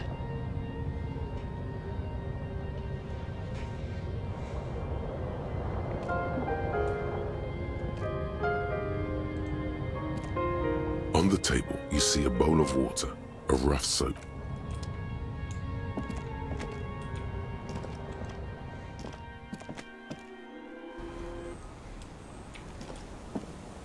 Good morning.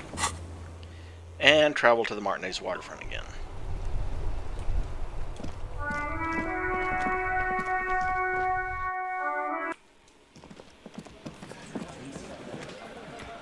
Quick save just in case there's a roll required, but I don't think there is. The Copper NATO is back. What do you want? There's an old catatonic lady in the old fish market on the other side of the bay. She needs help. What's that, Copper? You want us to help little old ladies now? You're local law enforcement, aren't you? Helping troubled civilians should fall under your jurisdiction. Yeah. We'll send someone out. Who is? Wait. It's the pigs, isn't it? Yep. God. Poor lady. Don't worry. We'll handle this. I think she got some family in Kurong or something. Bastards left her alone when she got sick. We've been getting complaints. Hey, wasn't Everard's B team looking for her the other day? They said something about her, I don't know, finding something? Yeah, I think you're right, Gene. She have something of yours, Pig. Whatever you do, do not admit to these punks you lost your gun. You will suffer if you do. Nope. No? Well, whatever then, Copper. Titus chugs his beer down and wipes his mouth. They totally said what it was. What was it? Anyone remember? I don't remember. I was fucking drunk. Let me know if you figure it out back there. Now, anything else we can help you with? What's her name? Her real name? Auntie LaPlante, we always called her. Something LaPlante. Marianne, amigo. Marion LaPlante. Anything else you wanted to know? Who was she? Was. Like before. Just an old lady. Her kids moved away years ago. Never come to visit. Never took her calls. She gets out every now and then. She did right by lots of us when we were kids. Always was a little off. But still. How did she get like this? Wanted to be a cop, you mean? Well, shit. I don't actually know. Anyone know why she started acting like a pig? No fucking clue. It's gotta be the crazy. Who'd want to be a pig? I can't but feel partially responsible for the unhealthy culture that poor woman latched onto. I'm sorry. Yeah, you should be. Whatever, Cole. Don't worry about it. We'll take care of our own. Where'd she get all her cop gear? Dunno. She lives by the water. Shit washes up all the time on the beach. Police paraphernalia doesn't just wash up on the coast, people. It's not like we dump it at night. She bought it, collected it. Thanks for helping out with this one, Titus. No problem, old cop man. We take care of our mentally ill here in Martinez. Ain't that right, boys? Sure enough, we're the real heroes on these streets. I'm gonna take off now.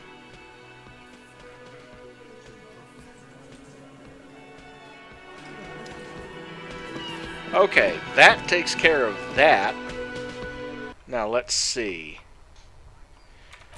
I still have to visit the nightclub. And I think, let's see.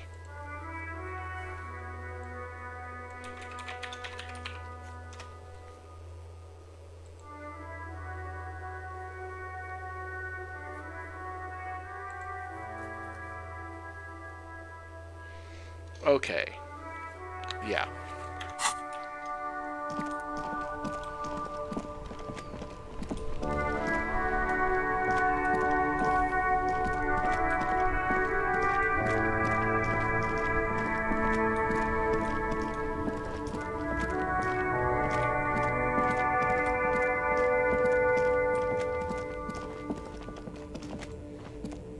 The hawthorn tree on Rue de Saint-Gilles Lane. Bronze-colored ribbons of magnetic tape are caught in its branches, fluttering in the breeze. Just like promised, you've stood here for what seems like eons, guzzling the sickly fumes of lorries and carriages. Let's make sure I get it, because I don't want to spend any more points on... The gnarled hawthorn tree on Rue de Saint-Gilles Lane, with slow and deliberate motions, pulling, bending and unraveling, you manage to extricate the magnetic tape from the branches. It curls up into a mess inside your pocket. If only you could find a way to re-spool it, so that you could hear what's on the tape. Maybe Roy from the pawn shop can help you with this. What's the tape for? It's for Egghead. I promised to make his Van Eyck's jam hit a bit harder. Maybe this tape can help. It's broken and unspooled. Do you think your new buddy knows how to fix it? I'm not sure, but I'll find out. I think at least one of the ravers would know how to fix a broken tape if they want to set up a nightclub. You could also get it fixed at the pawn shop across the street. We shouldn't waste our time. Good idea. He might have the tools. The tape projector in the pawn shop uses similar tape. And of course you can punch the tree. But I've already got my... I've already accessed the thought associated with randomly hitting stuff.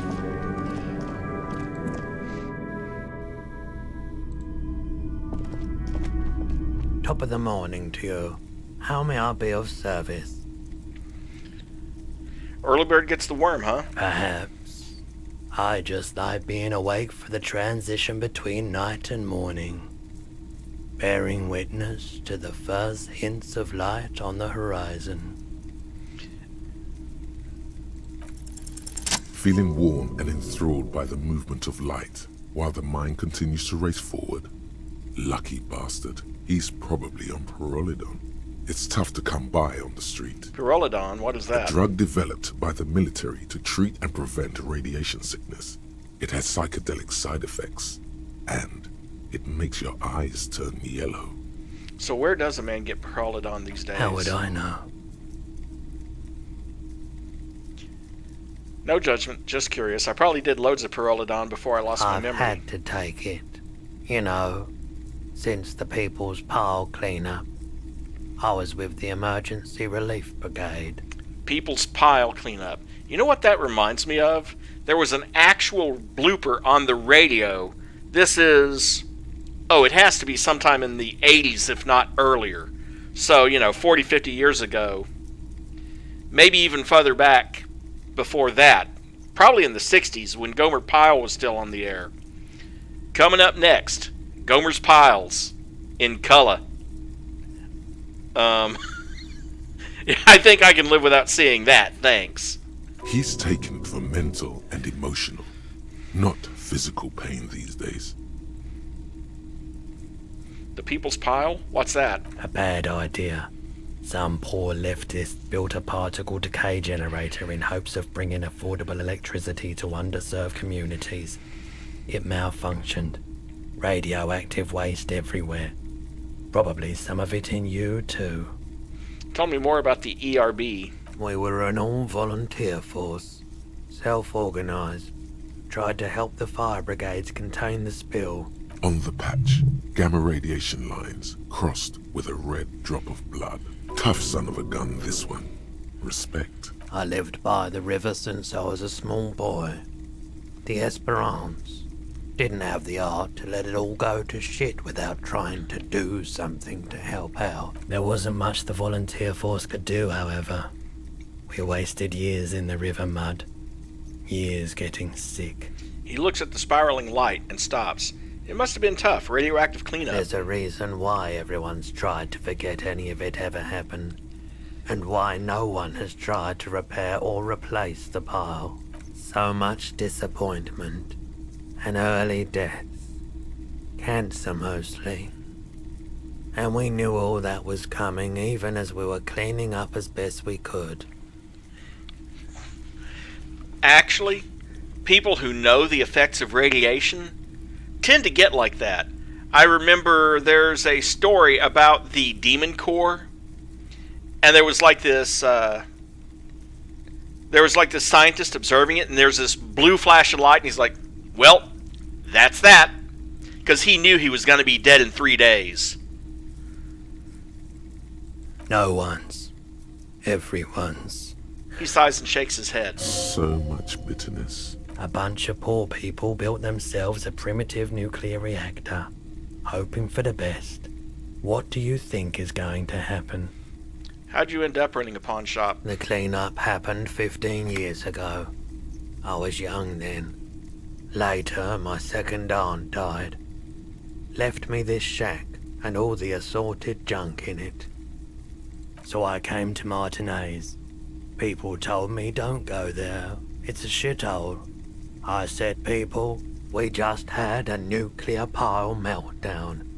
I'm gonna get as far away from Forburg as I can. Still in the same city, but... He shrugs. Thank you for telling me. I like the theory more than the story. Outward movement, not vortices. Yeah, you gotta get in on those vortices, my man. Hey, do you know how to fix this? Show him the magnetic tape. You mean re-spoolie? Yeah, I do, but... Great, could you do it, please? This is important. I need to be able to play this tape for someone. But I'm not some Mr. Fix-It. I'm a pawnbroker. If you want to pawn the tape, sure. Although it looks pretty... worthless. Just explain why you need this so much. He's bound to understand.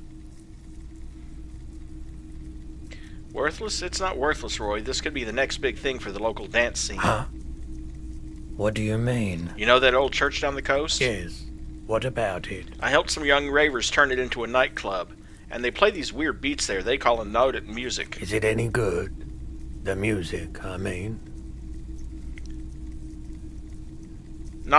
No, that's the thing. You can't believe how unbelievably thin the beat is. There's nothing to it. No bass. It just goes zoop, zoop, zoot. But this tape could make it hardcore. Man, you're really invested in this. He looks at the bundle of tape in front of him. It shimmers under the shop's dazzling light show. Okay, I'll help you out. It's going to take a moment, though. So just sit back and relax. You take some time to look around the store.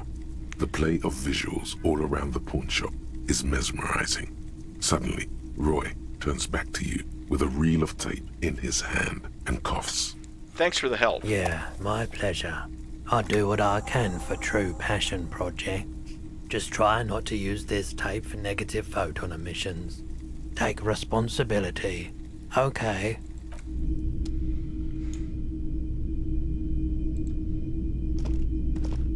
Wow, a very large red t-shirt with an impressive print stands out from the other garb. Oh yeah? Oh yeah. The print depicts a muscled man striding toward you, a giant sword in each hand, encircled by burning embers. Behind him is a cluster of cabins engulfed in flames. Beneath him are the words, Helmdall burning. That's a rad man from Helmdall t-shirt you've got there. Hell yeah, man. I don't usually carry printed tees, but this one was just pure exemplar. We have a lot in common. I'm a big fan too. I wouldn't go so far as to say that I'm a fan, but I do think the Helmdall saga is an integral part of our shared reality. Most people don't think that the man from Helmdall really existed, but they're wrong. How much are you selling this for? 2 real. That's dirt cheap. Cool, I'll think about it. Okay, I've thought you over. I want to buy the t-shirt. Dial officer. No real reason other than I could. Typical Martinez streetlight.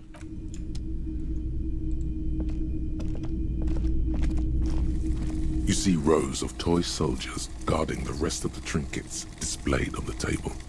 Some on horseback. Dig up a others truly in cool rags, figurine in the box others under the yet. table. Why? What's this? A headless man riding a horse? A headless man wearing futuristic tracksuit trousers that say found. What is this? That's the Headless Phone Rider. Who? The Headless Phone Rider.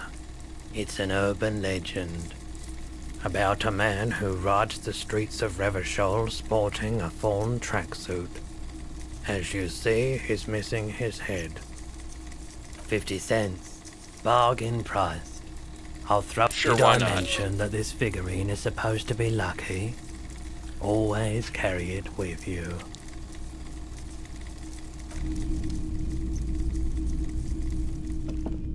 All the old Okay.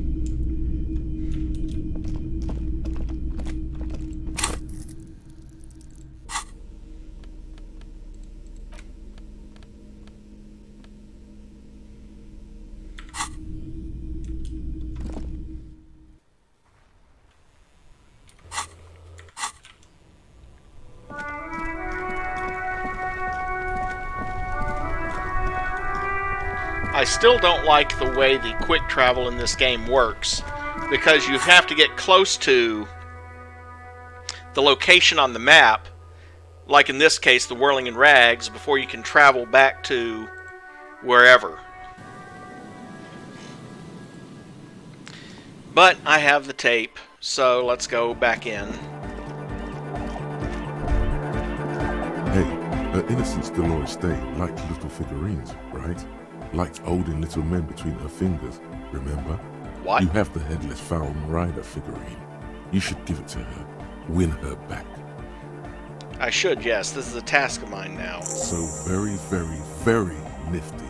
Nifty and mysterious. This is surely what the figurines are for. Good morning! Yeah! I found this reel of tape. Maybe you can use it to hard up Ike's jam. Give him the fixed Hawthorne tree tape. Yeah! Remix time! Tape goes here, into deck B. He clicks a switch, the tape starts spinning. A hand on his ear. He listens to the audio through his headphones and shouts. Wow! Did you get this from Arno himself? No, actually I found it tangled in a hawthorn tree. Listen, I'm just going to show it to you. Ready? Ready.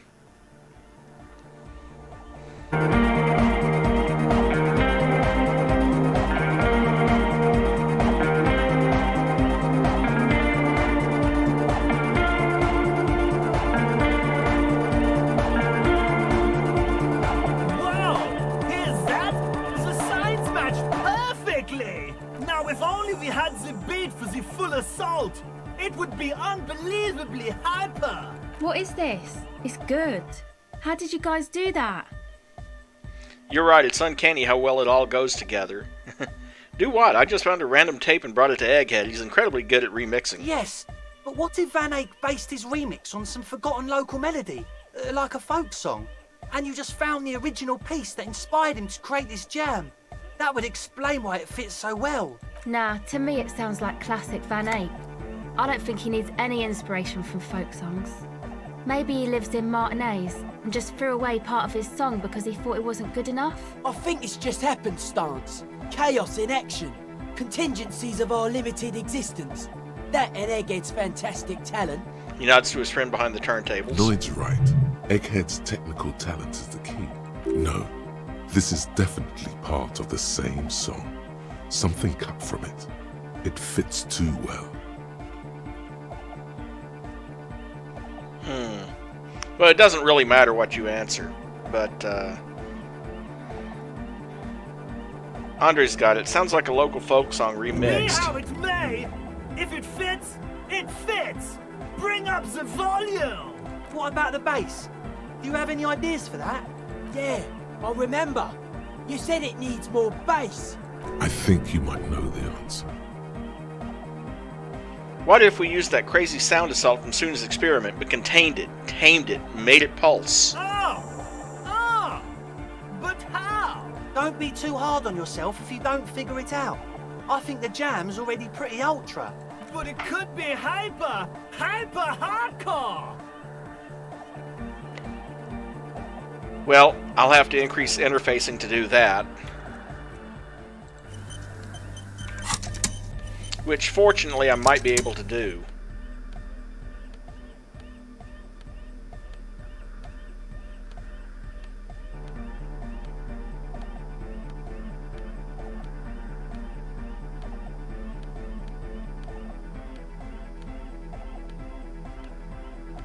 Of course, it's also possible the only thing I have that affects that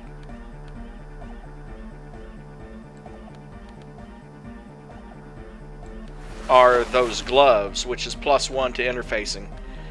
How those yellow gardening gloves do anything with interfacing, I don't know.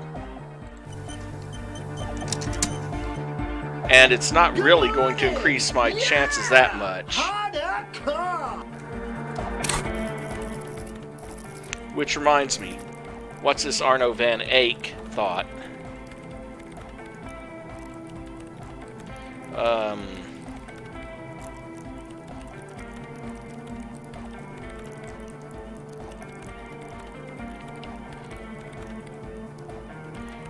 Well, if I learn that thought, if I start that thought, it only takes 50 minutes of game time to work.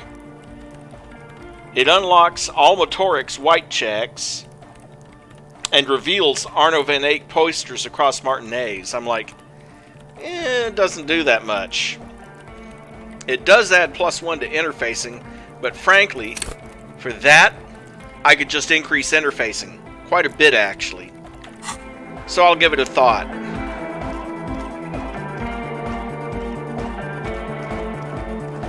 Let's see what's on our list here.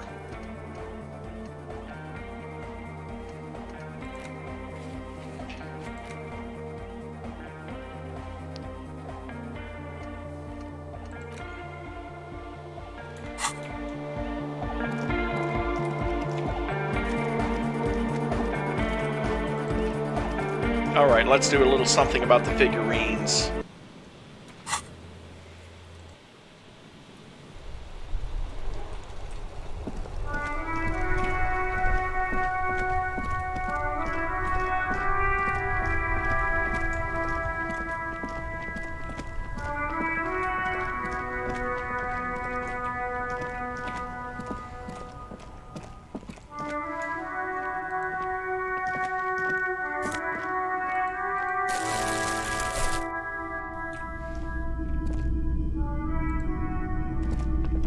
You see rows of toy soldiers, big men on big Franco-Nigerian knights. They're not all blue.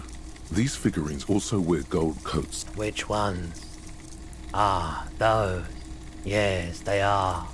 I find the paint job a bit gaudy, but children like the bright colours indiscriminately. Inspect the figurines This in set rags. of soldiers isn't meant to look impressive. A few have rifles, but most of them carry pistols. Some even shovels and tall sticks. You're probably talking about the revolutionaries, yes?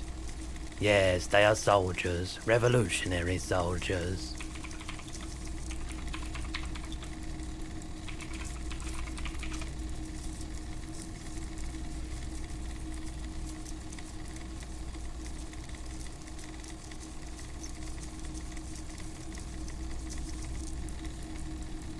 Ah. I think their poverty has been exaggerated for effect. When you place them next to the royalists, it doesn't seem like they could possibly win. Okay. I don't like either set too. Okay.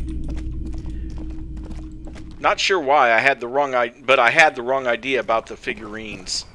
Actually, giving it to Dolores Day happens later. So, with that in mind, I need to ask about Ruby in the village, so I'll travel to the fisherman's shacks. Our tenant, the policeman, I hope the waves don't keep you up at night. What can I help you with? I found this jacket, but it's filthy. Could you wash it for I me? can wash it for you. But it's going to take about a half an hour. Think you can stay put for that long? Hell yeah. No, we must run around ceaselessly. It would be torture to stay put. I could use a breather before another rainy day begins. Yeah, I'll wait. Well, hand it over then, and I'll see what I can do. Must say, I'm proud of this one. It's pretty nice underneath all that filth. I hope you'll have an easier life in your hands. Have you seen a red-haired woman named Ruby around the Yeah, coast? Because she's blind, which you seem to have forgotten. Oh, because you're blind, right. He's a sharp one. She says to herself and runs her hand across the She's washboard. being evasive. She knows something. There was a murder in Martinez. She might be a suspect. We would appreciate your help. Would you now? I know how this world works, and it doesn't work when people tell on each other. You know something, and we're here to help. Aye, that you are, Dark Omen. Help yourselves and your organization. Help the storm clouds gather on the horizon. Enough of this. She better start talking right now. I see. You know something, but you've decided not to tell There's us. not much to tell. People come and go.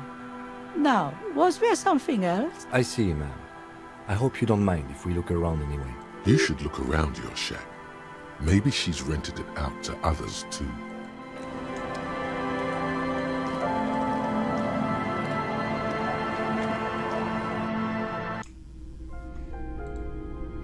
Which marks this board in the corner. As you look at the floorboards in this corner of the shack, it's clear one of them isn't quite level with the others. You can't even find that until you've asked her The about edge of Ruby. the floorboard next to it looks scratched. Move the board Hollow aside. space underneath the floorboards is dark and damp. You can barely make out the mixture of sand and sawdust below.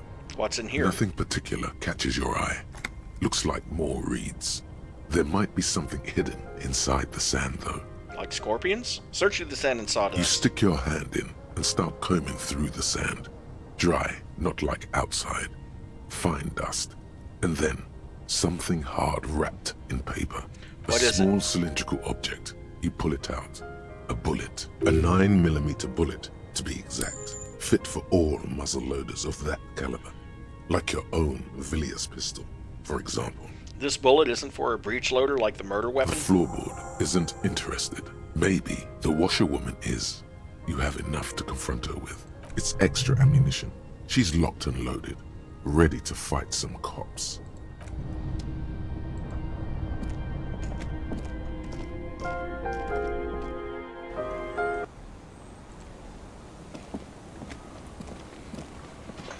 Our tenant, the policeman. I hope the waves don't keep you up at night. What can I help you with? Why was there a bullet under the floorboards of your shack? Damn that girl. And without anger, a long and harsh life has taught her not to buckle under pressure. But The lieutenant turns to you and gives you a little nod, then turns to the washerwoman. you didn't put it there, did you? She did. Gone and hid things in there?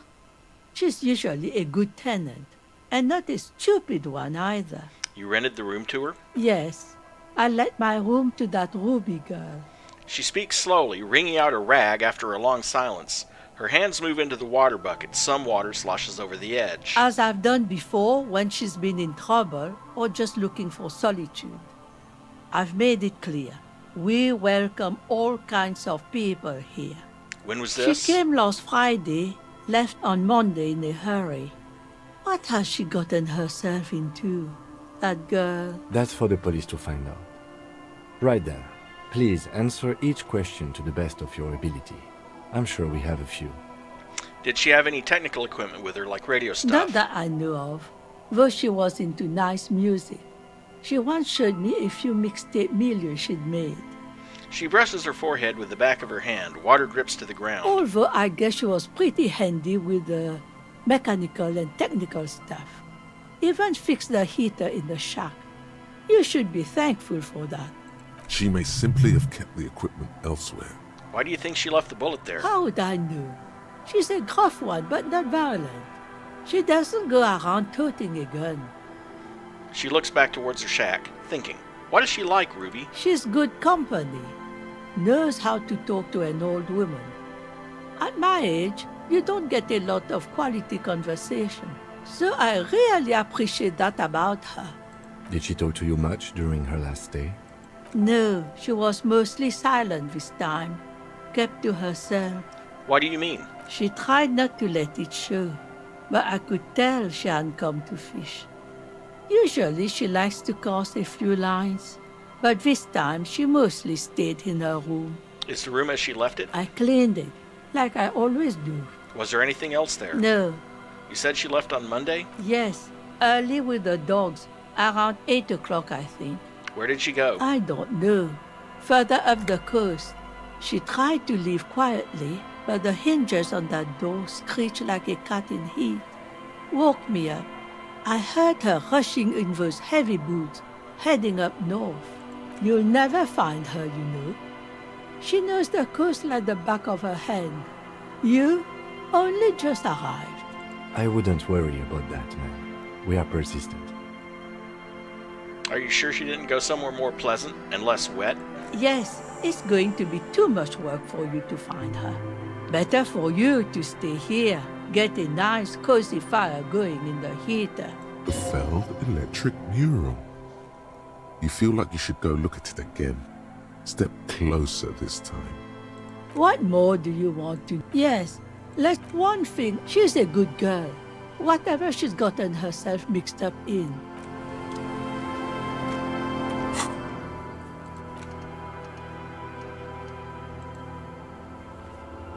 Okay.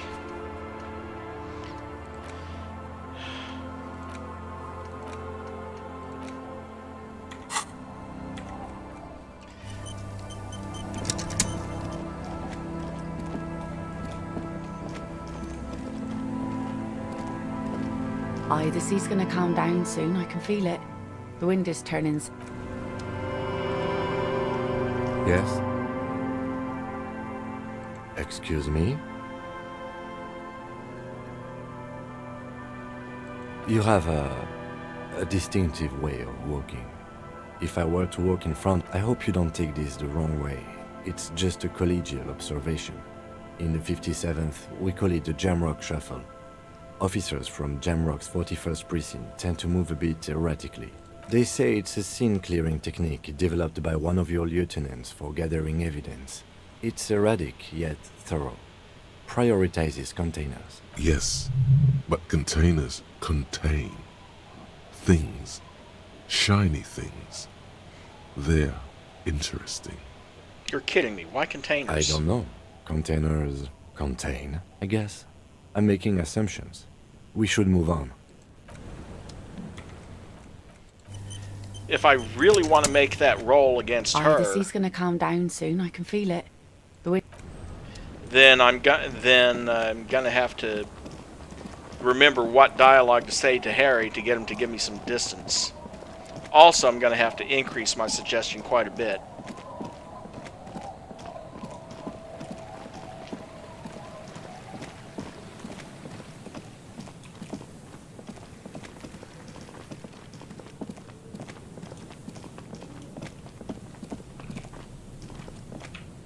Whoop. There's a slit in the concrete here. A sewer?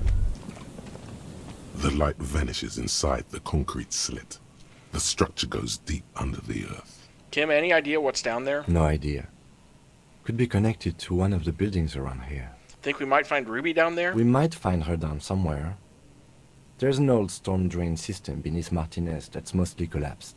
Revachol sewage system has been built and rebuilt 4 or 5 times now. In conclusion, she could be under any building. But not in there? I hope not.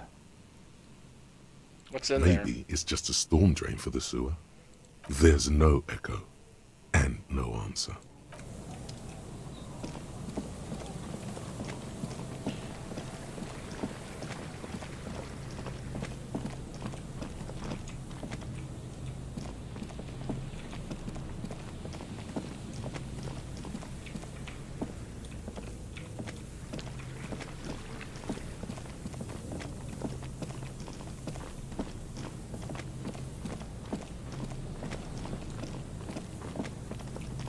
Oh, that does remind me.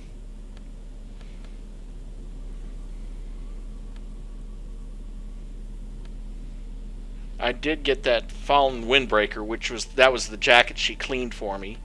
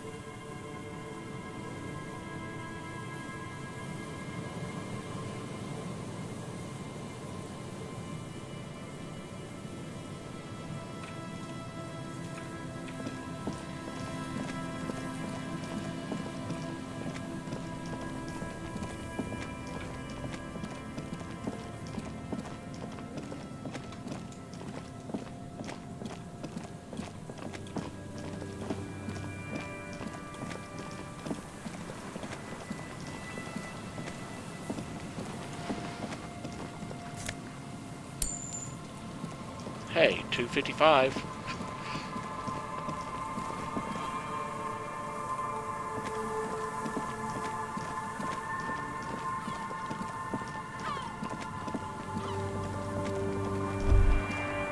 Is there something here that would indicate a sniper used this place as a nest for taking the shot? Just some urban detritus, a bottle, and a dilapidated old comms tower. The wind picks up. Fine sea foam lashes your face. It feels like needles. You can take it. Just raise your collar, detective. I don't see it, Lieutenant W. Freighter. I don't see a person take a shot here and hit something there. In the whirling in rags. Maybe the campfire was used by the perpetrator? To warm his hands before pulling the trigger? Perhaps. But anyone could have made this. The coast is specked with fires this time of year. He looks around. Truthfully, this seems like a very poor choice to take a 1.2 kilometer rifle shot from. Visibility is awful. There's water vapor everywhere. I think we can rule out... Biddable Prime, was it? Maybe the assailant climbed the comms tower, took the chute there? It's not possible to climb that ladder. And even if it were, why? There's no platform up there to aim from. The lieutenant looks up, raising his collar. He looks like he's cold out here at the tip of the coast. The jacket is warm, but not for this weather. Kim, you look cold. Maybe a thicker coat? I'm okay. You, on the other hand, here, Freighter, you look like you're about to turn into a popsicle. You're right. I should look into this before I die of hypothermia. Yes. What about the cigarette butts? Those? A smoking assailant who favors Tumutiri to Astra or Joan? Cigarette butts are everywhere. This is a common brand for all men. Look over the water to the whirling in rags. 1.2 kilometers over the wave-crossed bay. Through heavy, dark grey curtains of rain, you see the smallest rectangle, barely visible. A glowing light on the third floor of the whirling in rags. With binoculars, you would see a young woman's shape move behind the glass, her limbs long and slender, smoking, drinking, being happy and elated, without you. Because you're here, freezing in the wind, aren't you? Doing your detective work. Okay, that rules that out. And if I'm not... Damn it. Yeah, see it marked that off. Check the boardwalk for bullet traces is the next thing, because we're going after Ruby.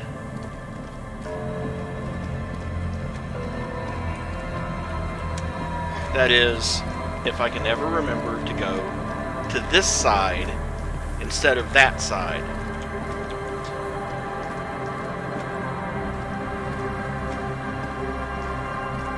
An old door, worn by elements, guards the depot. The wind has blown.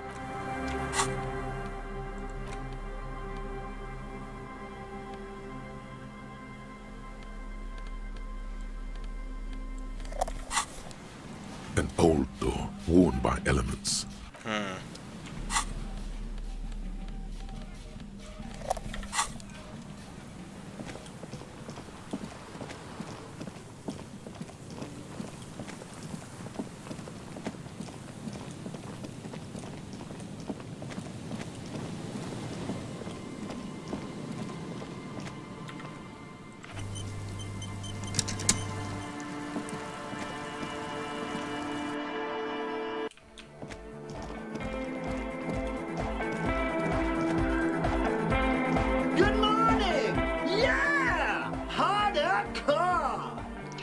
Might have to do a little bit of save scumming here because that is a really low chance of success.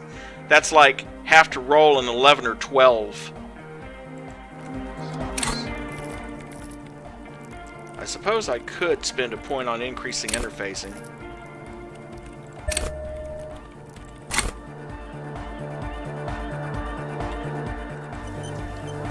Good morning! Yeah! Harder car! Bzz, bzz, bzz. I just want to get this done and get it out of the way. If it means doing a little bit of save scumming, so be it. Yeah! Harder! Sidechain the beat. Heh! Second try. Sidechain, what does it even Listen, mean? you can use the compressor to select between which track it's compressing, either the auxiliary signal or the main input from the tape. Make it alternate between the signals. The compressor controls the gain based on the level of the signal on the aux sidechain input. It will allow maintaining a loud sound without peaks that fill up all the headspace. Okay, Egg, you need to start sidechaining it. Explain the concept to him. Sidechaining it, you said. He turns down the music, his hands moving deftly across the mixer, setting up the necessary controls. Then he puts on his headphones and his eyes go wide, wider than they've ever gone on drugs. He starts jumping up and down with bliss in total silence, still listening to his headphones. Hey, what did you do to Egghead, Cop Man? Did you break him? Just wait and see. Are you ready, pussy? Noid straightens his back, ready for the beat. I was born ready, Egg. Give him a thumbs up.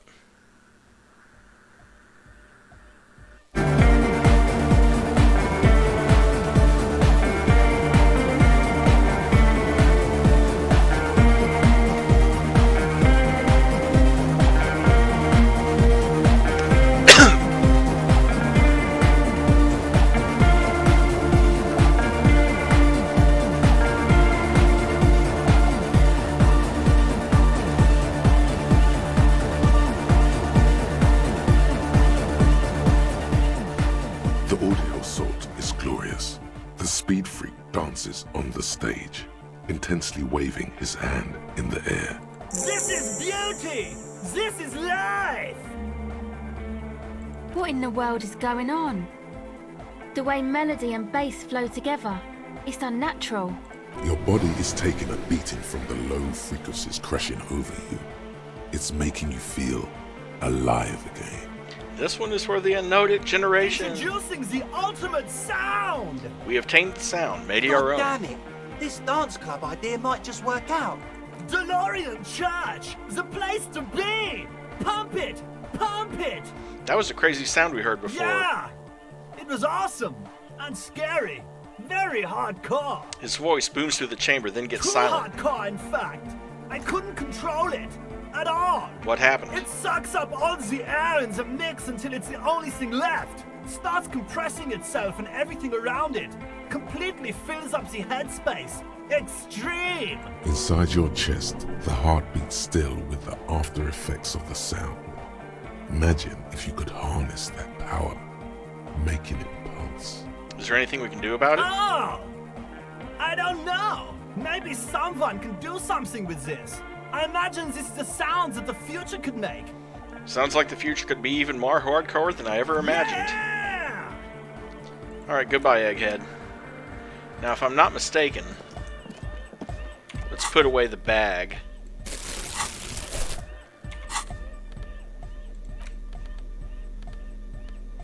And put on the fingerless gloves, simply because those look better.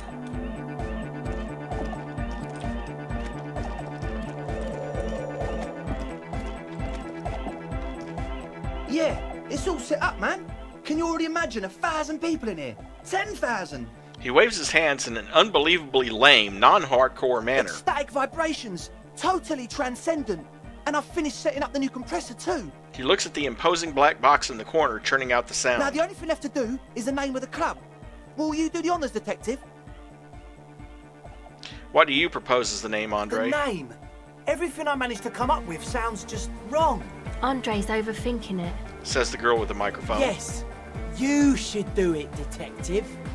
It would be good for the signs. Noid's right. You've helped us so much. It's the right thing to do.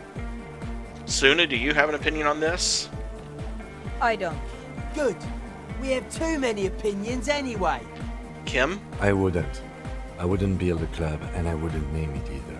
Spoil sport. An underground place with no name? Sounds like something the Crabman would say. We're not going with anything the Crabman would say. Why not? The Crabman has ideas, Estelle. Ideas from another level of consciousness. I don't care. I don't like the Crabman, and I don't like his ideas. His ideas are spooky. Next, please. Egghead, you must have a lot of ideas. Hardcore? Yakukata! Yakukata! The place to be! Yeko Qatar, the zone of ecological catastrophe. That's too morbid, Egg. Got anything else? Hardcore! Hardcore to the nigger! Knew he would say that. No, it has to be bigger than hardcore. Yes, it has to be even bigger than hardcore to the mega. It has to be bigger than the scene. Asil, what would you suggest? How about something simple? Like the club? Too modern and too ironic. We don't want ironic. We want real. Real and true and beautiful. Like a morning after the rave. Speaking of the club, I don't normally get political, but I always thought that this was kind of a funny joke.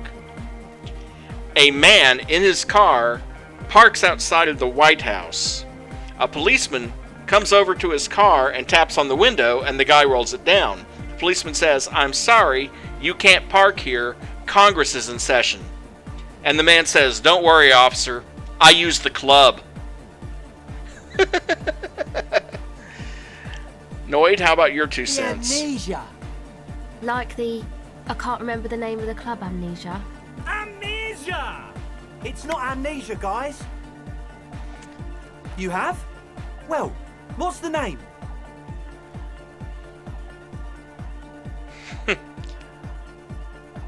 No truce with the Furies. What does that mean? It's too long. No truce! Egg's right. They could call it no truce if it's too long. At least it stands out from the others. It evokes something. It's victorious. And yet mysterious. He looks around the church as light beams wash over the dance floor, bathing it in violet blue. It's settled then. Everyone welcome to No Truce with the Furies. Andre breaks into frenzied dance-like motion to celebrate the name. Someone turns up the beat. What are you doing, Andre? I'm dancing. He performs yet another strange pattern of moves, but it doesn't look so very cool or modern. Honestly, it looks kind of lame. We should talk about it. We should talk about your so-called dancing. Yes, my man. He jumps up and down with glee, his moves punctuated by the stroboscopic flash of the club lights. Talk? What is there to talk about if you can express yourself with moves? I've been meaning to ask you, what's with the hair? It's to express my individuality. Is that a bald spot? It's hard to tell for sure with the fused together spikes, but it looks like he's balding. Fair enough. Maybe it was a bad idea. Anyway, goodbye. I'll talk to him again in just a minute. Let's see. Savoir faire.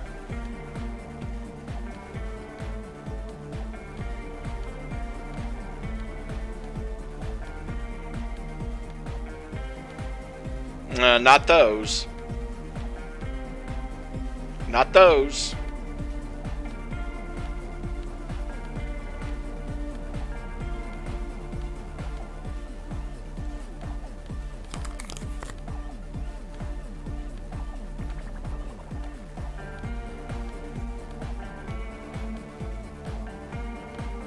Seems to be the only thing I have to increase savoir faire is that one. Oh, hey man, it's good to see you. Okay. You load the game.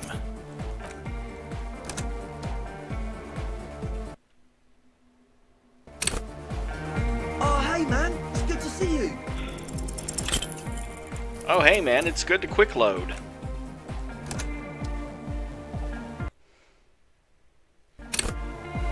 Oh, hey man, it's good to see you. You close your eyes and vacate your skull, leaving your brain to wonder, where did that little fluttering light go? Total darkness.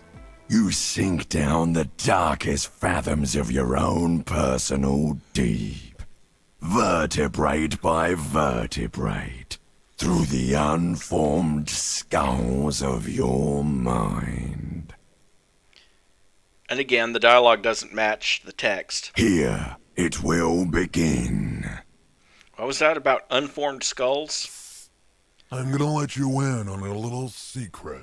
Every vertebrae in your spine is an unformed skull ready to pop up and replace the old one. Like shark teeth. The one you're currently in has a little brain forming in it, waiting for its turn. Great. Even his spinal cord talks to him. To rule the world. As it ought to be. Where is it? In the spinal cord. I'm ready. Good. Because from what I can see, it's about to bust a move. Bust a move. Foolhardy. Do you even know what's happening on the surface? Maybe 1,000 years have passed. Or maybe you started spazzing out like 2 seconds ago. With your eyes still closed, the first thing you feel, all the way back in the pivoting darkness of your own torso, is warmth. You have become a triumph of rhythmoplastics, somewhere in a smelly wooden church on the coast of Revachol. The wounds from the war you waged on your body are healing, twist by twist, turn by turn. You must have touched upon an entirely new way of moving the human body. Every motion is pumping your brain full of endorphins. Open your eyes to the pioneering glory of hard style. Open your eyes and dance like you've never danced before. You have become a flawless interlocking mechanism, a flesh and bone approximation of the throb coming from the speaker setup of the one called Eggheads, entirely, rigidly, imbecile, without pity or fear. The difference is, unlike Commander Shepard, it seems that Harry can actually dance. And I'll let you watch that for a moment while I go get another Mountain Dew. Be right back.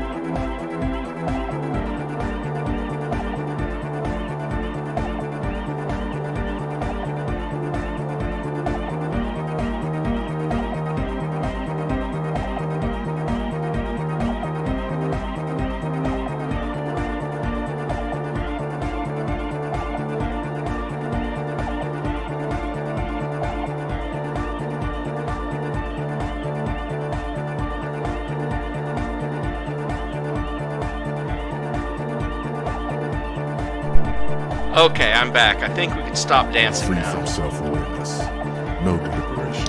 Only, and I mean only, execution. Oh my god! No way!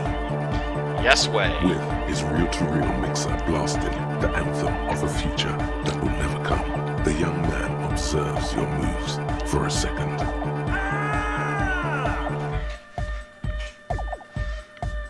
He throws a screwdriver and a bunch of drill chucks into the corner and explodes into dance. What he lacks in sharpness, he more than makes up for in violent enthusiasm. What are you doing? The young woman lifts her headphones up slightly and raises her chin, looking at you expectantly. Asil? Aren't you going to dance? No. Recording. She turns to Suna, then back to you. She briskly shakes her head and puts her headphones back The on. lead programmer throws the other young woman a knowing glance before turning her attention back to her own work. She's still at her mainframe, pressing buttons, reading printouts, but she started nodding her head along to the music. Welcome back, Mary. Dance, pointed Andre. It's the The law. young man immediately bounces up and down, then assumes the same dance pattern, embellishing it with some sort of waving motion. The authority of the law is clearly unquestionable. Kim, get in What's here. going on here? On second thought, I don't need to involve the lieutenant in this. Totally do. Is there anything more I can do? I want to break the limit. The motion of your flailing body is bordering on the extreme. You're going off the charts. You feel as if turning on the hyperdrive will be a point of no return. It feels almost melancholy. Are you sure you have the entire posse along for this? Together, where are Here you? we go again. Hardcore filthy air. The sound above my head. Well, On the coast of the Martinez Inlet, in a small weather-beaten slave church built 380 years ago by settlers from the Occident, most likely to guard against an anomaly at its center, an officer of the RCM is contorting his body into idiotically rigid shapes as he invents the future of dance music. It's the hardest anyone has ever danced. what is the strange feeling I keep having? I am La Rebachelière. I am the city. How are you talking to me? The modulations of my voice are noted down with thermometers and barometers. You feel me in your nostrils, on the little hairs on the back of your neck. First time I've ever had a character that's had a high enough shivers to get this dialogue. I also reside in your lungs and vestigial organs. Everywhere there is space. What do you mean you are the city? I am a fragment of the world spirit, the genius Loki of Revachol. My heart is the wind corridor. The bottom of my air is red. I have 100,000 luminous arms. Sounds delicious, Mary. I've stayed away from Cracker Barrel for quite a while now. We have one here in town. But the manager there, well, I don't know. This was years ago. He's probably been replaced by now. The manager there was an a-hole, putting it mildly. He actually came up to some friends of mine and said, "You queers better get out of here." So we all got out of there, and I've never been back. Come morning, I carry industrial dust and let it settle on tree leaves. I shake the dust from those leaves and onto your coat. I've seen you. I've seen you. I've seen you with her. And I've seen you without her. I've seen you on the crescent of the hill. But who am I? Why are you talking to me? You are an officer of the citizens' militia, Jaunt and Rebut. When you wear your coat, you wear my soul. You move through my streets freely, in motor carriages and on foot. You have access to the hidden places. You also circulate among those who are hidden. I need you. You can keep me on this earth. Be vigilant. I love you. An officer of the RCM is lying on the floor of a small church with his eyes rolled back and his tongue lolling out. Several others are standing around him. He slowly comes to. Had a good rest there? I don't know about Relax. People pass out while partying hard all the time. You're just dehydrated. So, we should get going, maybe?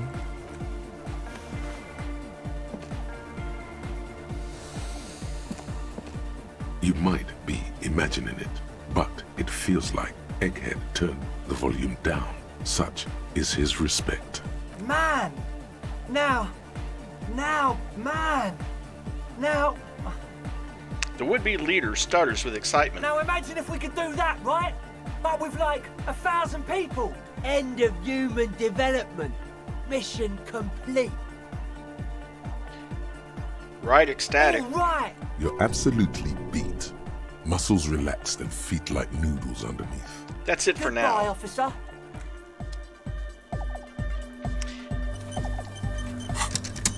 And that takes care of that. we're winding down the last of the tasks on our grid here.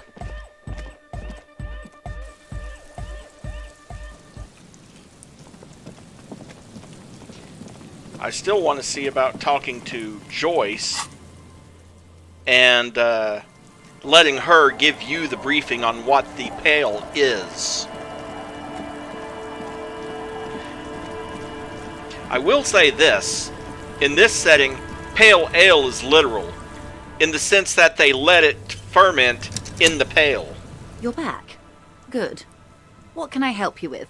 More lessons in basic reality? Oh, let's see. My favorite part of the day. The problem Glad to is have been I've got that low conceptualization.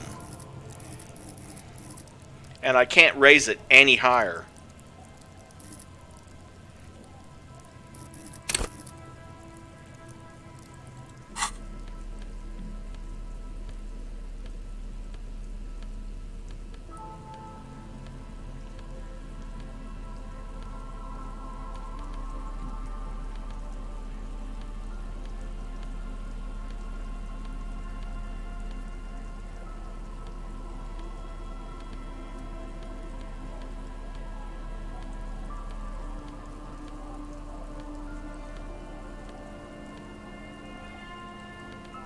Well, I can raise it this way, but that's about it.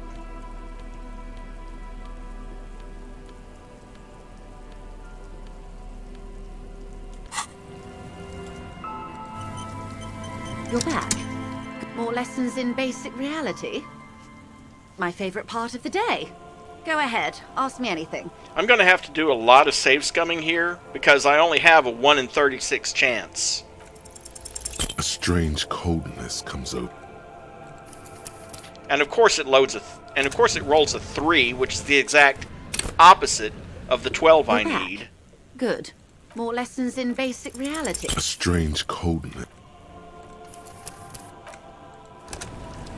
And the main reason I'm doing this is because, like I said, I want you guys to hear about the Pale from her. You're back. More lessons in basic reality? My favorite part of the day.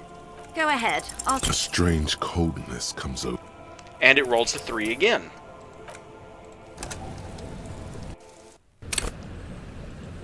You're back. More lessons in basic reality? A strange... That came close. I think it got a 10. You're back. Good. More lessons in basic reality? A strange coldness. 9.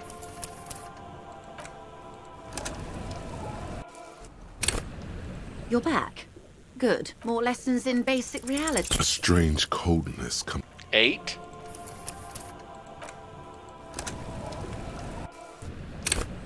Come on, dice. What are you doing? Rolling a solitaire hand?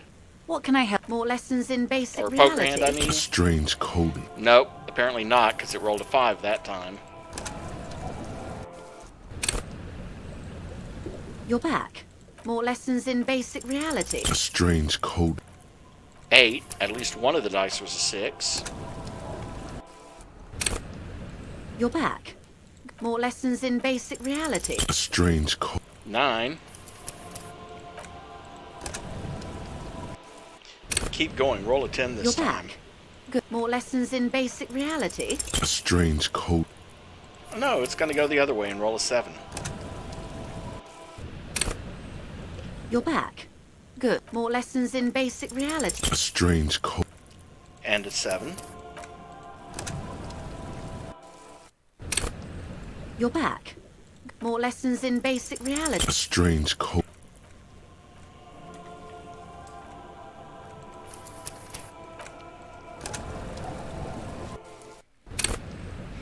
You're back. Good. More lessons in basic reality? A strange cold... And a 7. Like I said, I am going to have to save scum this a lot, more than likely. Lessons in basic reality? A strange coldness... Almost!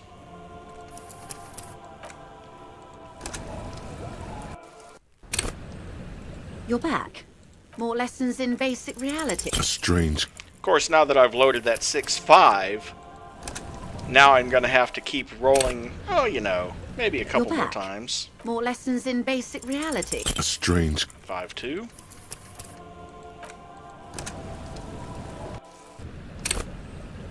You're back. Good. What can I... More lessons in basic reality? A strange... 6-2. Didn't I have something else that added a +1 bonus to... Well, let's see. That's visual calculus.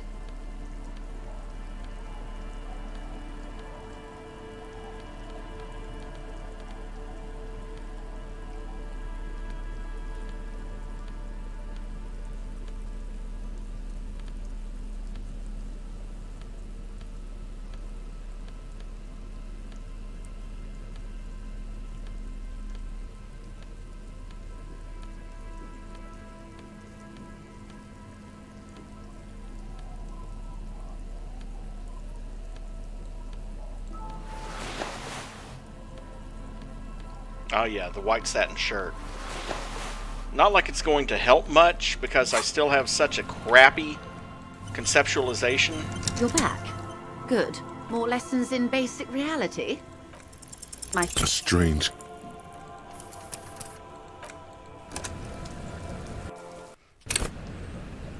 You're back. More lessons in basic reality? A strange... Still has to be a double 6. You're back. More lessons in basic reality? A strange...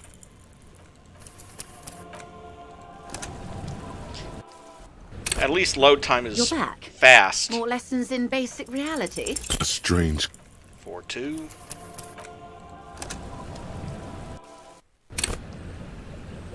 You're back.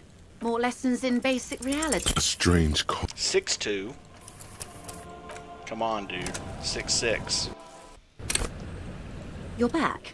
More lessons in basic reality? A strange cold... I said 6-6. Not 5-3. You're back. More lessons in basic reality? A strange...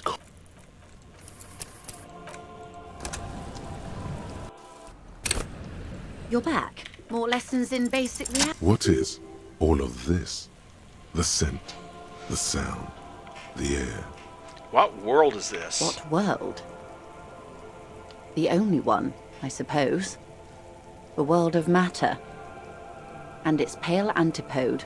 Got it, at last. The camera of her mind glides over the surface of the water. What do you see? Great bodies of water. Forest-covered surfaces. Clusters of light where the cities lie. You've seen the montage. We all have. This world is enough. She concludes. There is a term of endearment they coined for it.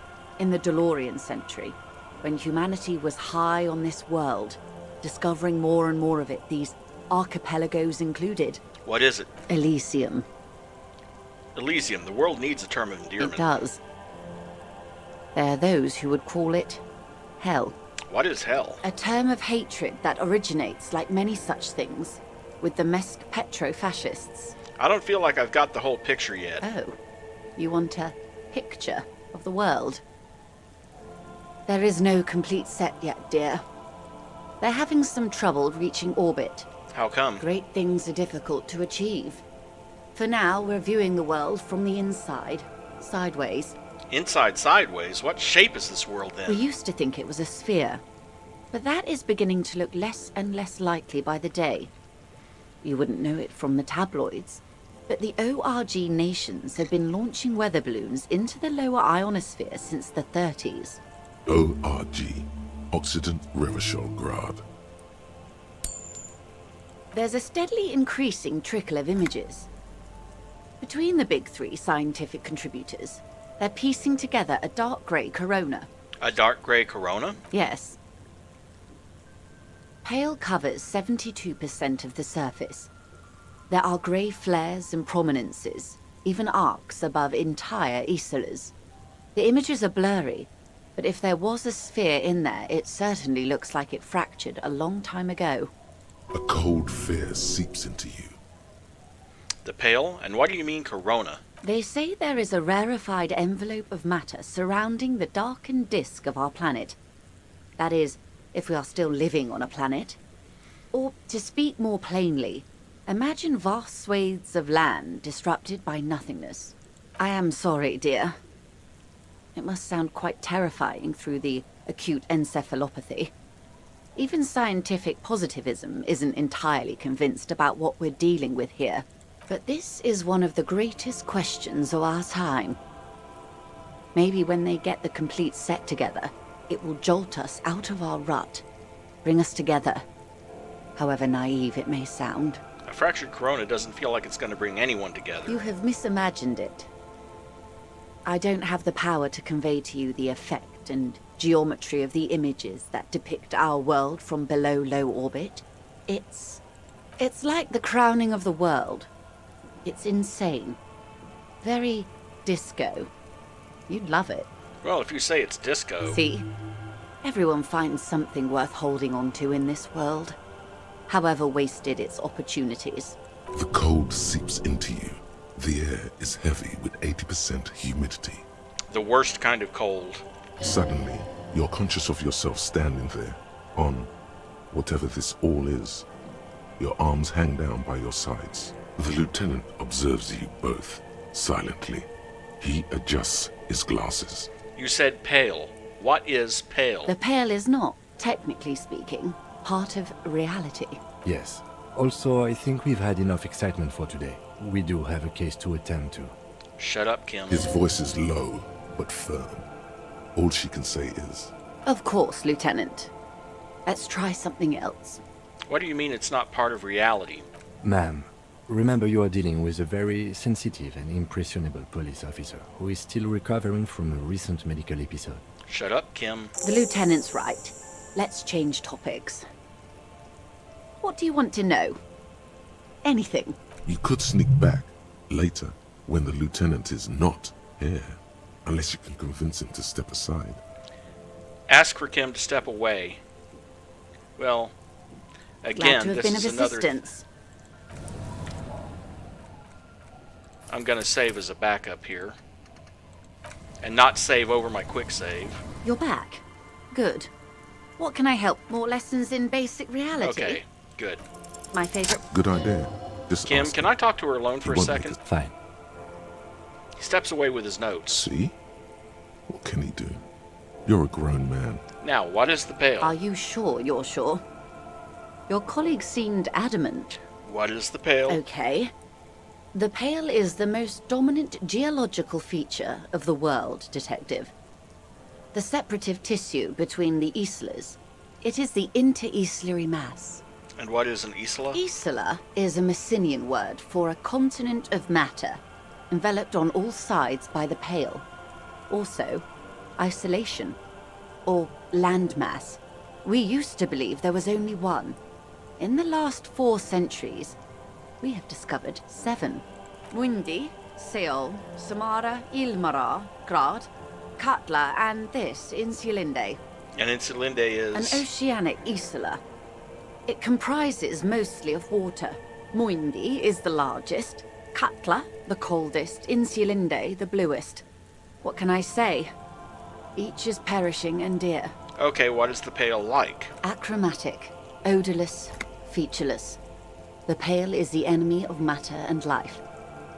It is not like any other, or anything in the world. It is the transition state of being into nothingness. If we're surrounded by pale, how do you get from Isola to Isola? Oh, it is so difficult for us. A squall of birds. Hardware operating in the harbor. Firm. Self-evident. It is possible to force dimensions on the pale. In modern times, we can even compress its latitude, bouncing radio waves from one end to the other, shortening the path.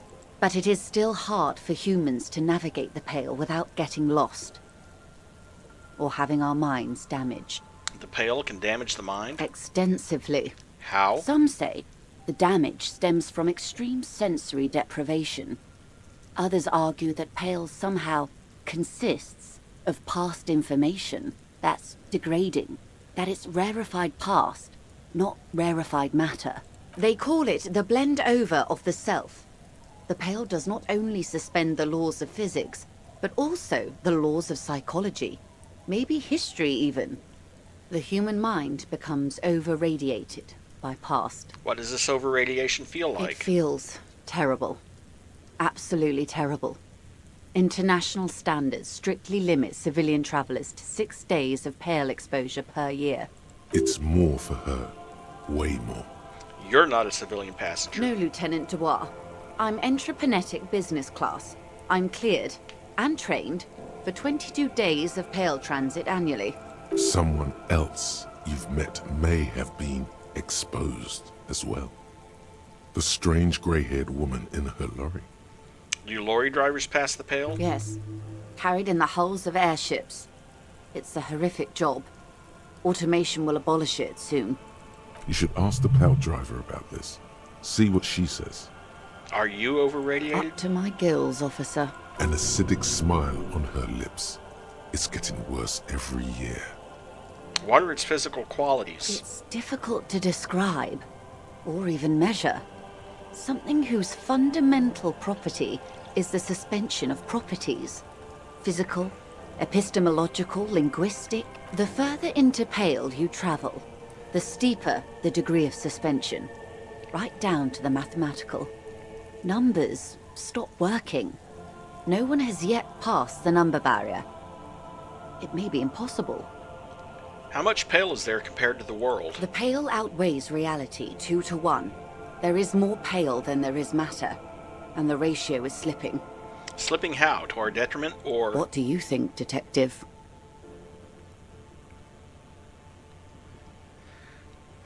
Well, if it's rarefied past, it'd technically be growing, but I'm going to play the optimistic one. Oh no, Detective. It's not.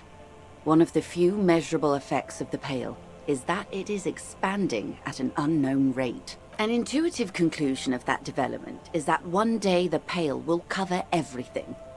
But this sort of talk is mostly left to extremists.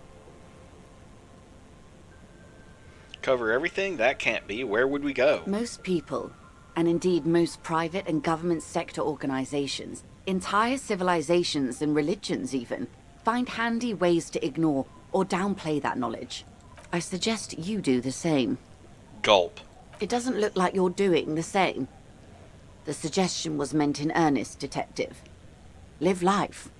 What is entreprenetic? Entreprenetics is the scientific study of the pale, or a recent iteration of it by way of grad. The study of the pale reaches back 6,000 years. The Pericarnassians called it the Western Plain. Did they cross it? The Western Plain? There are signs of pre-modern crossings. Successful navigation of the pale relies not just on technical know-how, but intensive psychological preparation. Some of these tactics have been known for thousands of years. What has entreprenetics changed then? Nothing. We remain powerless before the pale.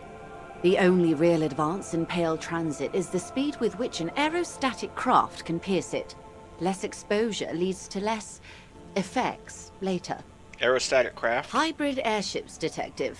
Conventional rotors or jet engines no longer add velocity after the point of reference for motion is suspended, once you've crossed from near pale to far pale. In essence, we throw them in and they come out the other end. If we throw them precisely. And if we do not? Then they don't. Is it here? No, Detective. We're safe.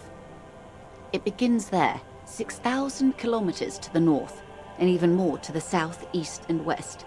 You are in the middle of the Isla. And there? An uproar of matter, darling. Rising into the pale. Rolling. Evaporating even. A great vision. The area of transition between the world and the pale is called porch collapse. Imagine a grey coronal mist, cold vapor marked by spores of an opportunistic microorganism, a mold that's adapted to grow at the edge of the unrest. It's the most disco thing you will ever see. You hear your pulse rise. The air feels caustic and cold suddenly. Let's return to reality, please. Yes, sweet reality. But before we do, tell me, Detective, is this the first time you're hearing this? Do you really not remember anything? I'm getting a sense of who I am, but no, I didn't know this. Beyond curious. Tell me, what do you think of the pale? That we continue to persist at all is a testament to our faith in one another. Her eyes tense. Crow's feet radiate from them. She observes you, your bloodshot eyes and swollen face. Your ailing constitution, sweaty forehead, the beads there, and your heavy breathing. You really didn't know. This does not spell good for the investigation, Detective. If you don't know even this, then...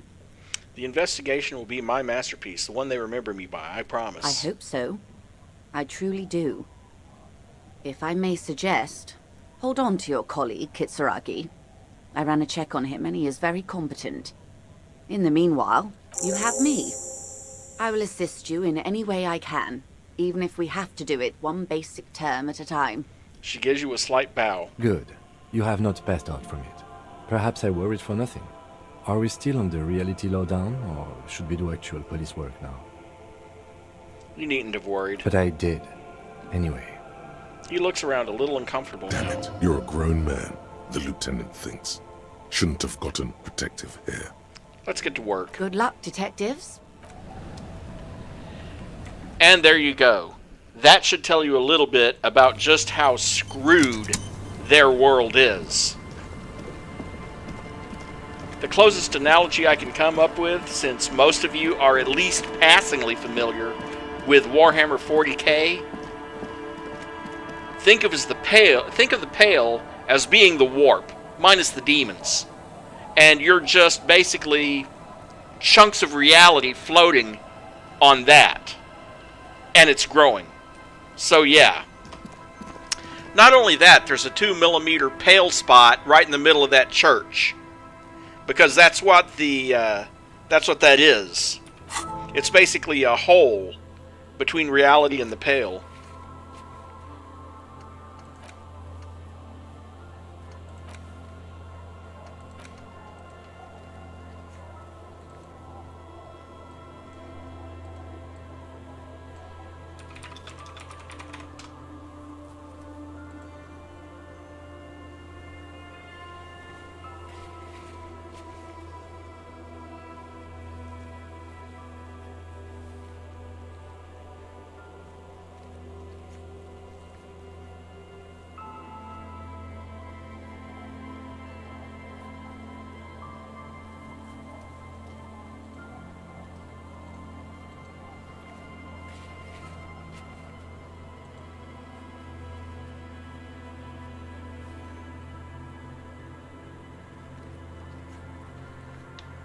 Okay.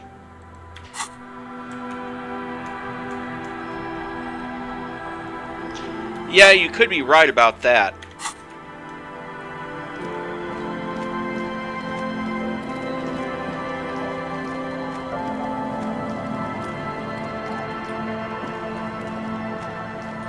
It's been a long time since I've seen the never-ending story. And of course, I like to joke that there should have been a lawsuit there, because it's the never-ending story, right? But it ended.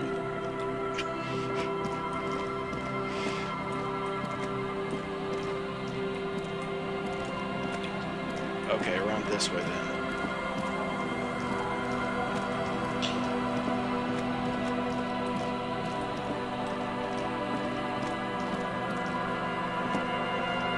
Tequila Sunset.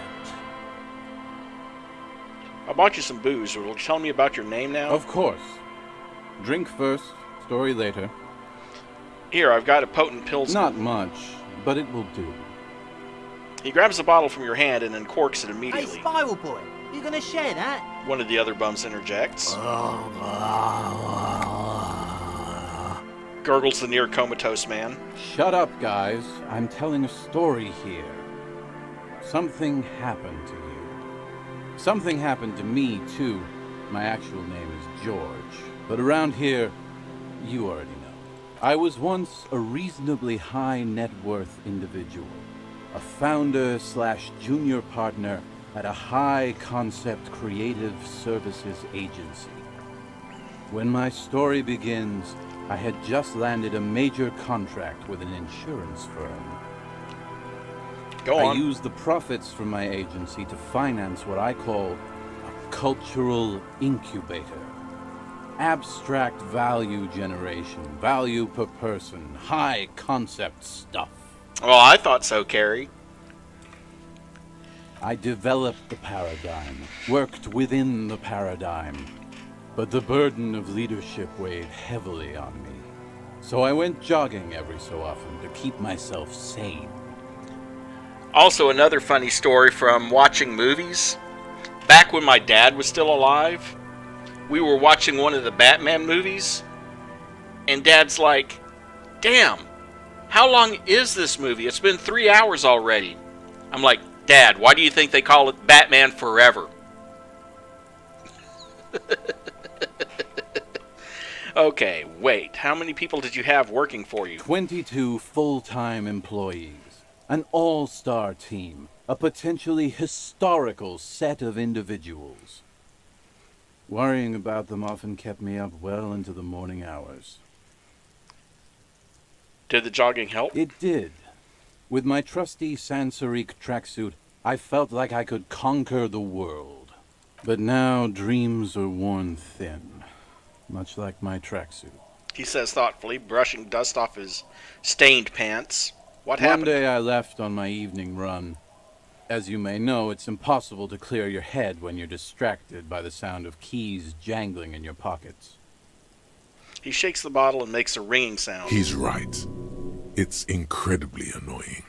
His eyes are clouded. His dilated blood vessels encircling his irises like stinging brambles. His eyes are your eyes. So I removed the key ring and put the keys for the front gate and the apartment into different pockets to stop the jangling, you see. At least, that was the plan. I was halfway done with my usual lap when it started to rain. The reality situation became very wet, very quickly. How wet are we talking exactly? It was a day not unlike this one here. You both glanced skyward. I made my way back home and discovered that I didn't have the key to the front gate.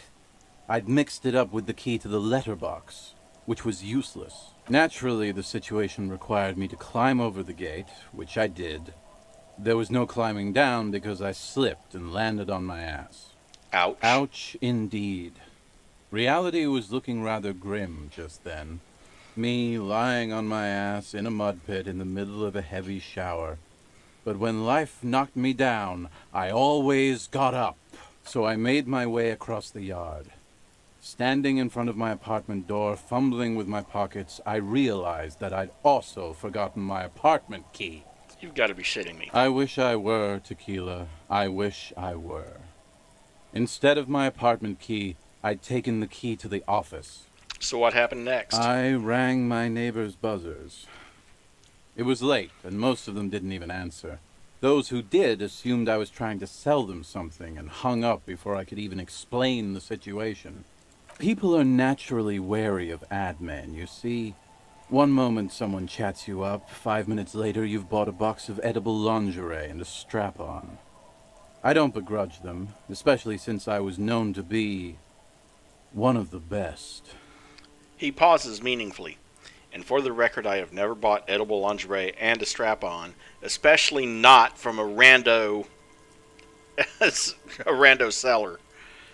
Just then, I experienced a moment of clarity. I still had the key to my office. I could wait out the storm there. In hindsight, I might have bought one if it had been Billy Mays. Even his thumbs shouted at me. But when I reached my office, I remembered that I'd asked one of my producers to change the locks that day. And since I hired only the best, he'd already done it, and I couldn't get in. Couldn't get into his office, couldn't get into his house, couldn't get over his gate. Anyway, long story short, life spiraled out of control. I haven't gotten into my apartment for years, and my girlfriend left me because she didn't want to date a homeless man. The company, well, you see where I'm going with this. Dude, if you can hire someone to change the locks, most anyone who knows how to change a lock knows how to pick a lock. So, now you've heard my tragic tale. What do you think? Like nothing you've ever heard, huh? I've only been a Hobocop for a few days now. Well, let's see.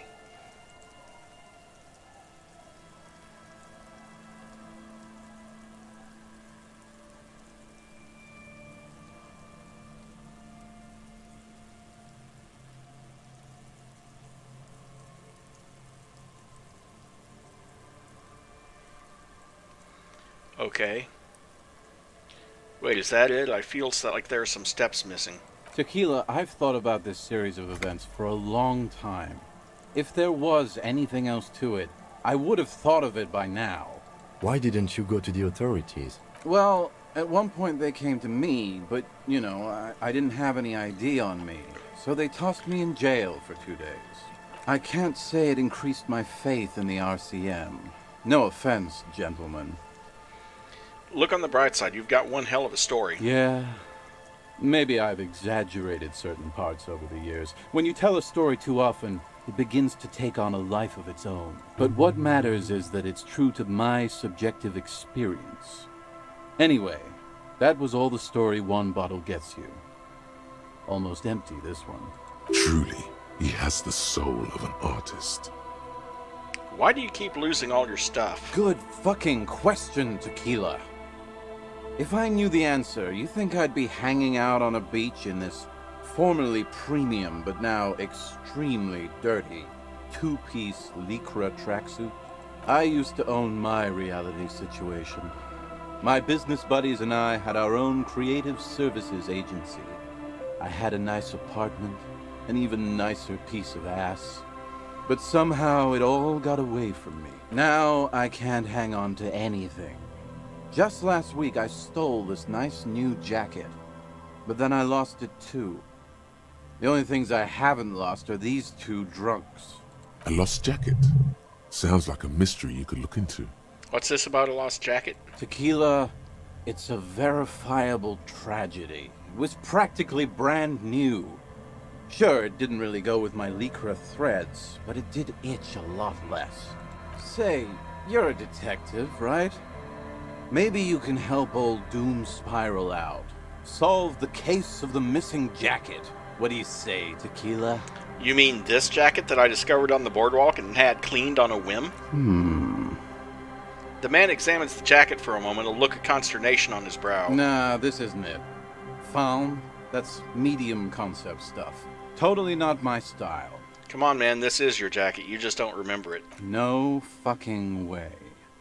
Idiot Doom Spiral never forgets a piece of premium menswear.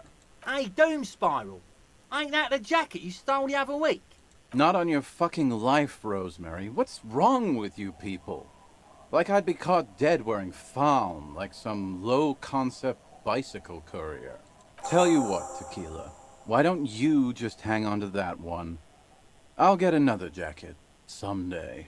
At least you got a nice jacket for your troubles. Have you got any more stories? I do. But as you can see, my fuel tank is running quite low. If you cottonmouth is keeping my... Okay.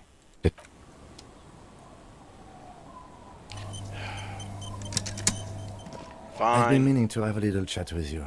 It's just, well, you look more like a high-flying businessman than a police officer. That's right. You're an entrepreneur of the peace, here to disrupt legacy law enforcement. Oh, I just thought this was how professional people were supposed to dress. There's nothing wrong with it, per se. It's just a little much. You know the expression, the clothes make the man? The right outfit, in the right situation, can make all the difference in the world. You're a sharp-dressed man. We could be style buddies. Let's not get ahead of ourselves, detective. A warm smile. Anyway, we should probably get back to the case. Let's go. Although, to be fair, I should probably go ahead and switch back to my other stuff.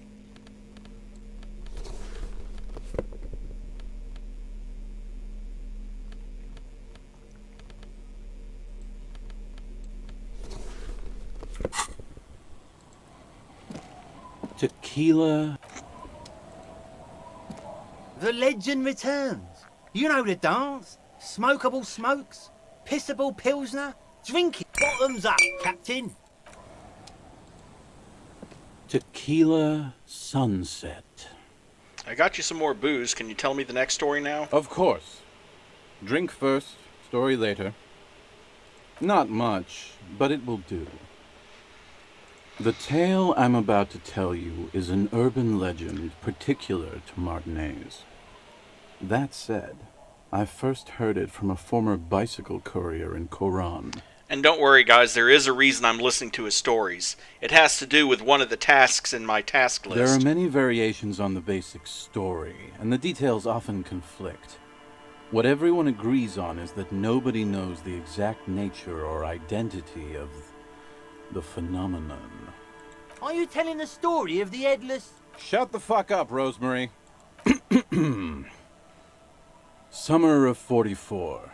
17-year-old Gertrude Hett is walking home from a late shift at the harbor. It's almost midnight. She stops for a cigarette near the canal. The streets are warmed by a southerly breeze. The lights of a passing motor carriage bloom and fade in the distance. In the harbor's dark, her cigarette is a beacon, dancing alone. The image comes to you effortlessly, as though you'd walked the same streets yourself 1,000 times. Our heroine finds herself enjoying the peace and quiet the canal provides. He looks up to the skies as if searching for peace himself. What she doesn't know is that her peace is about to be shattered. From behind her comes the clattering of hooves. Startled, she turns around, and what does she see? I'm going to assume a horse. Well, yes, but it's the man on the horse that's of interest here. A man with no head on his shoulders, wearing a found tracksuit, searching for the legendary found cap that went missing when he lost his head. Wait, I thought the Headless Fallen Rider rode a bull? I thought that he rode a headless pig. The lieutenant says with a little smirk. Well, there are many versions of this story, the most peculiar of which has the Headless Found Rider riding on the back of another headless man. That's super spooky. Yes.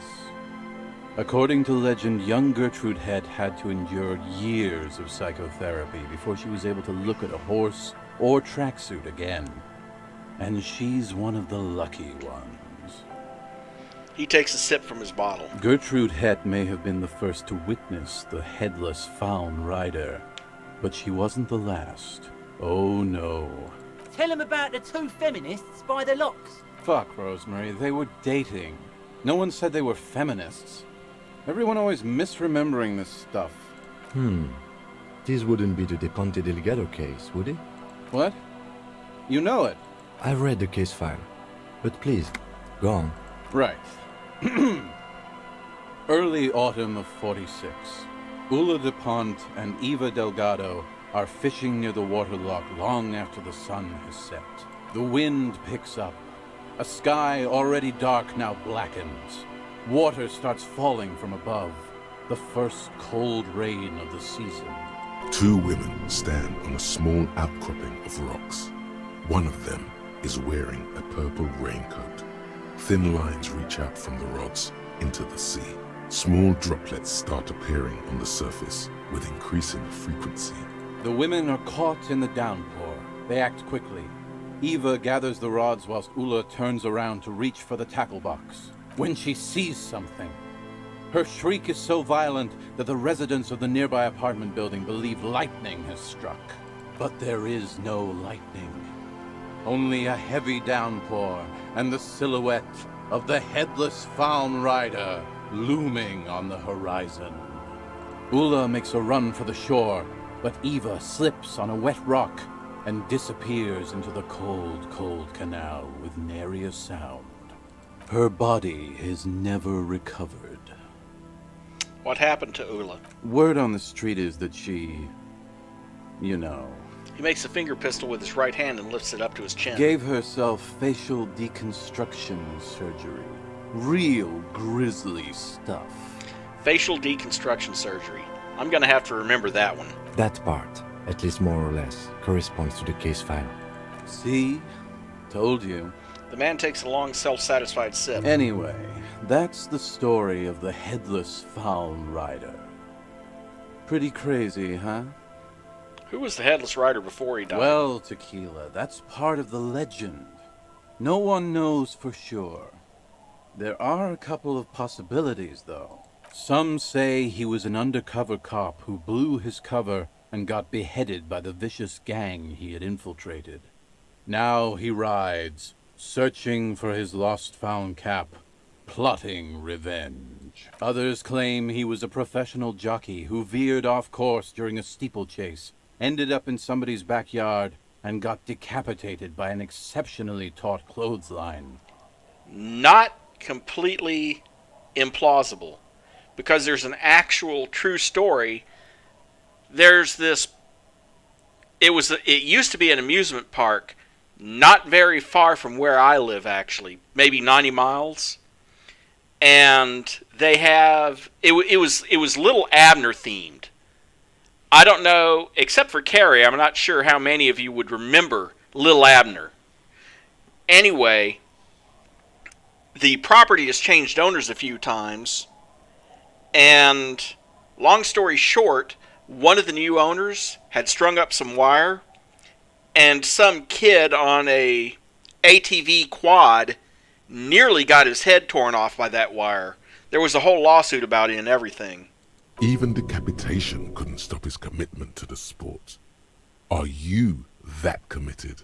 Personally, I think he was just some guy who hanged himself from a really tall tree, and the fall was so violent that his head came clean off. Coincidentally, at that exact moment, a horse happened to pass under him, and his beheaded corpse mounted it, where it remains to this day. But then, no one really knows. So he hung himself, his head popped up, and he popped off, and he happened to fall right onto the back of a horse. For some reason, this does strike you as the most plausible theory of them all. I've got to agree, your theory sounds the most plausible. Isn't it? All the pieces fit together perfectly. That's how I know it's right. Anyway, to each his own. You want to hear any other stories? That's nothing. I've got an even crazier story. Why don't you go eat shit, Tequila? There's no way you know a better one than that. The gnome of Jeroma dissolves its victims with acid. Acid gnomes? Sounds like a stupid, low-concept band name. Kinda does. I've already seen some weird shit on this case. A headless jockey in a tracksuit fits right in. Hard to argue with that, I suppose. That's the reality situation for you. You think you got a handle on it, then blam! It throws some wild shit at you. That's why it's critical to stay well hydrated. Except that alcohol dehydrates you, so... No one knows. Some say he stalks Martinez to this day, and can be seen near the canal when the clock strikes midnight.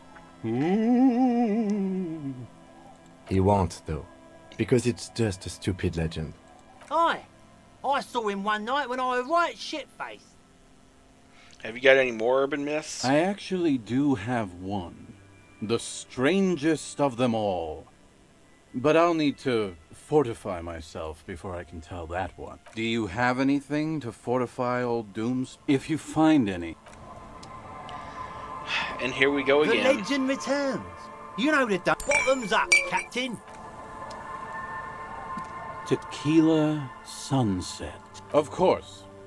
Drink first, story later. Not much, but it will do. This last one is the most Martinez story I've ever heard. I've never heard it mentioned outside of here.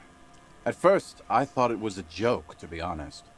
But I've been on the coast 8, 9 months now, and in that time I've seen at least 3 expeditions come through, searching for something. A shovel hits the sand somewhere behind the reeds, near an abandoned construction yard. The young men look over their shoulders suspiciously. The sound of their digging seems loud in the sudden silence. Cryptids? Magic animals? No, man, this is serious stuff. A place to call home? No, Tequila. Most people already know where they live. It's guys like you and me that are the exceptions. Your lost keys? Hey! Fuck you, Tequila. Okay, what kind of expeditions? All kinds. I've seen archaeologists, gangsters, even a bunch of ad agency types. I'm telling you, Tequila, this thing's got a pull on certain kinds of people. What do you mean, certain kinds of people? You know, obsessive types. People with predilections. What exactly are we talking about here? Some of those expeditions come back after a week or so, looking haggard and dejected. Others don't return at all. The first time I saw one of these expeditions, I thought they were fucking with me. There was no way it could be true. It was just too high concept, even for me. Wait. There's no way. It can't be. Or can it? I'm not even sure I should be telling you this story, to be perfectly honest. You're in a fragile state, and it might be too much for you to handle. I can handle it. Okay, fine. I'll tell you. But I'm warning you, it's pretty out there. Our story begins at a legendary design studio, right here in Martinez. There was this designer. His exact name is lost to history, but in life, he was a legend. Made it big in Aranya, where he did some real pioneering work on grotesque and sans serif typography. A fucking genius, man. That is, if he even existed. Who knows? It's an urban legend, after all. He existed, all right. You feel it deep within your basal ganglia. He was as real as you are. What are you talking about? I'm talking about... Anyway, sometime later he started his own personal studio here in Martinez. And that's when he started working on some really wild stuff. I'm talking some glass-smooth, forward-looking design language, the kind of thing that would totally overthrow the old regime, design-wise. But then, something turned. You see, it's widely known that nose candy and pioneer graphic design work go hand in hand. So what happened to him? You've got to understand, the work this guy was doing was so high concept that regular amounts of cocaine just weren't cutting it. By the end, they were bringing it in by the lorry load. And by the end, he probably had no septum left. Cocaine tends to do that when you overuse it. Now, as you might imagine, snorting that much cocaine can't be healthy for a regular human, right? Right. Wrong. Do it all the time. All the time? All day, baby. Hey, Tequila, pay attention. The story goes that one day he was balls deep in work on what he thought would be his pièce de résistance, an advert so minimal it contained neither text nor images, just pure white. Apparently the idea was too high concept even for this genius. He dropped dead right at his desk before he could finish. His last words are recorded to have been, "It's as white as a blizzard of cocaine." What a loss for the world of design. I know, Tequila. I know. He takes a swig, considers pouring some out for this lost genius, then thinks better of it. But the story doesn't end there.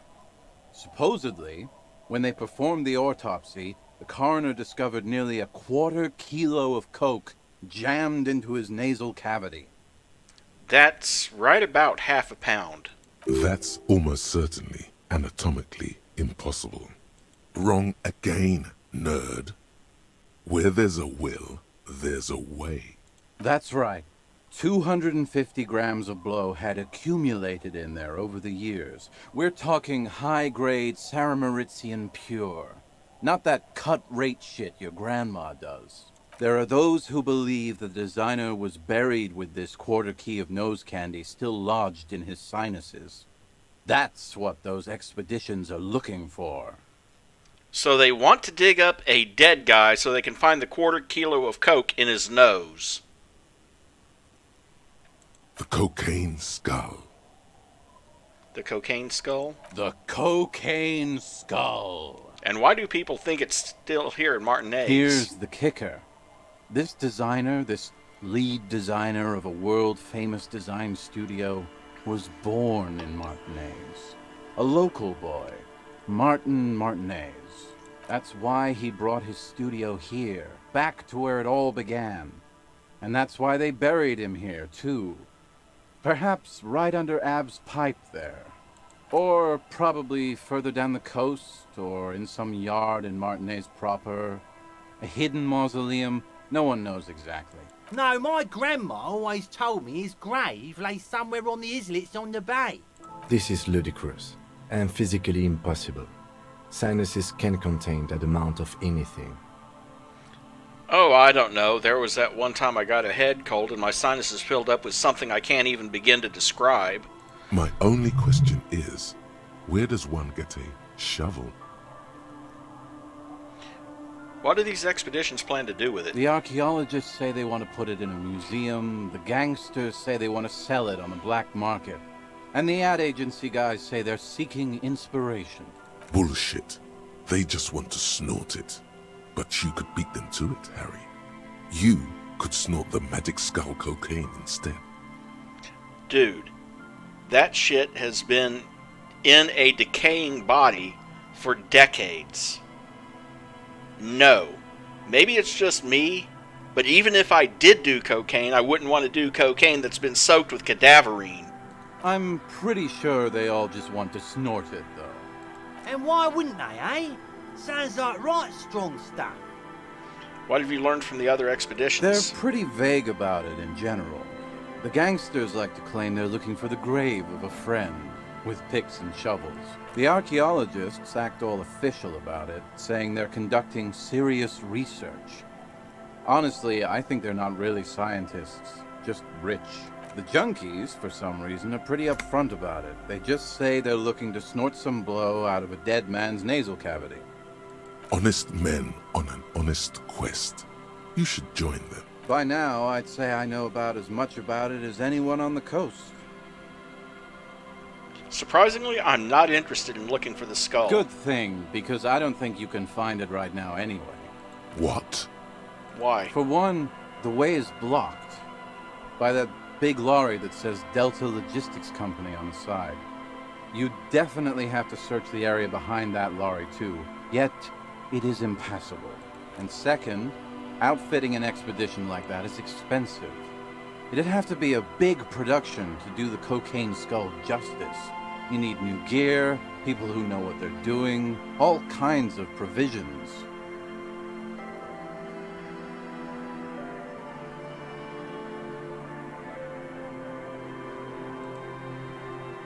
It's just not feasible within the economic and temporal frame of our current setup.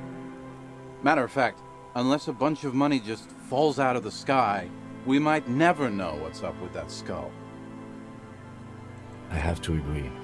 We barely have what we need to solve the case we've got now. We can't afford to run around chasing after quasi-mythical pieces of drug paraphernalia.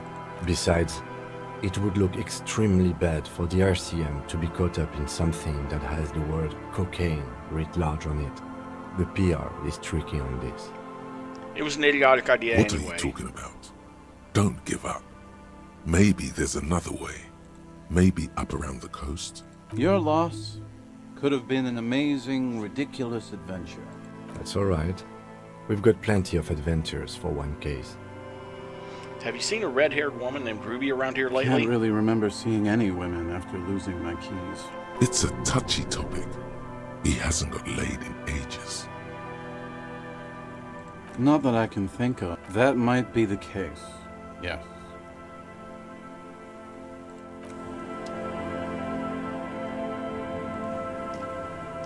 Uncle. There's no way. Oh, hey. Coins. 72 cents. Yeah, and probably even further than that for me, Dyruger.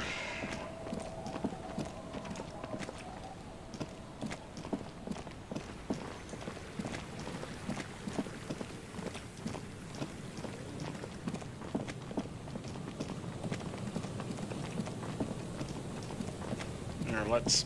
Come on.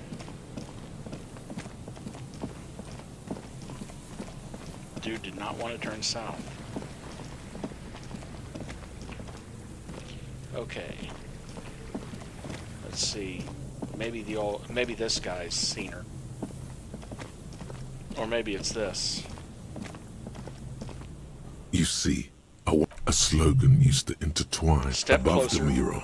A collapsed roof, broken windows set in walls that are cracking and will soon also fall, and the coastal breeze rustling and sighing in the remains of the edifice. There's something in the wind. Sometimes the only way to go forward is to fail first. Why do I feel like I know this place? Indeed. Somehow you knew it was here. An urban ruin, gutted by looters that once used to consume money and dispense warmth and light. You felt it before when it rained in Martinez, and you felt the cold of the rain. The feeling persists. It has been in you ever since. Could Ruby be in there? She could. Or she could be in the identical room over there, or in that boat shack. Why single out this one building?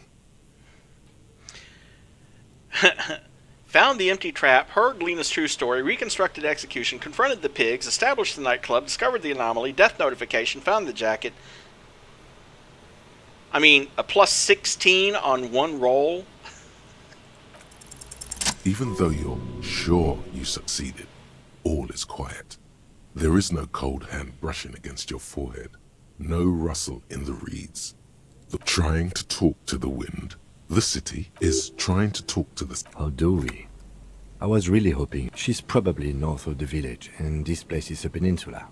We already scanned most of the outdoor areas on our wild cryptid hunt, so we have an understanding of the geography, at least.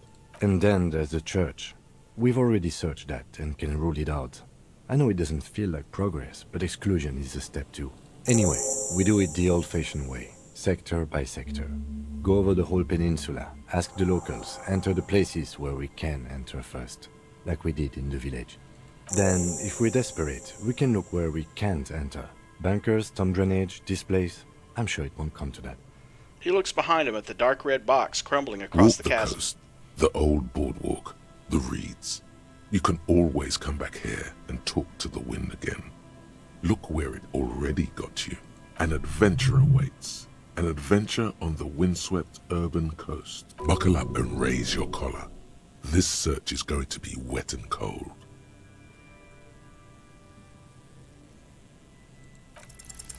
Suddenly, there's a sigh, carried on the molecules around you, moving, flowing from high pressure to low pressure, like that of a woman emptying her lungs.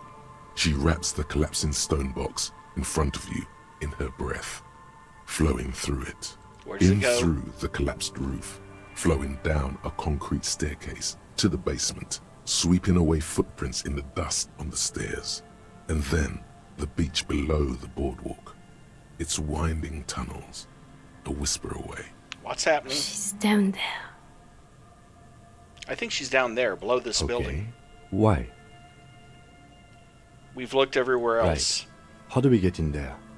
The doors were on the collapsed side of this building. They're gone, basically. Finally, my time to shine. There's a ladder next to the sign. Perhaps we can climb it, enter through the Perhaps roof. you can climb them.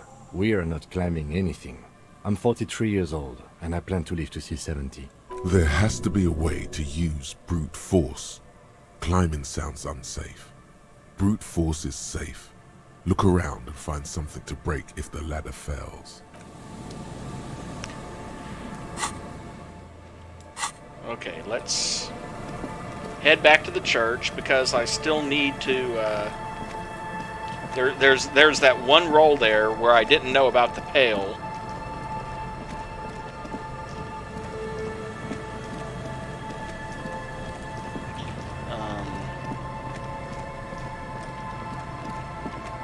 Oh right, over on this side of this building. But yeah, she is. See, now that pipe is highlighted. That pipe is how she's getting in and out.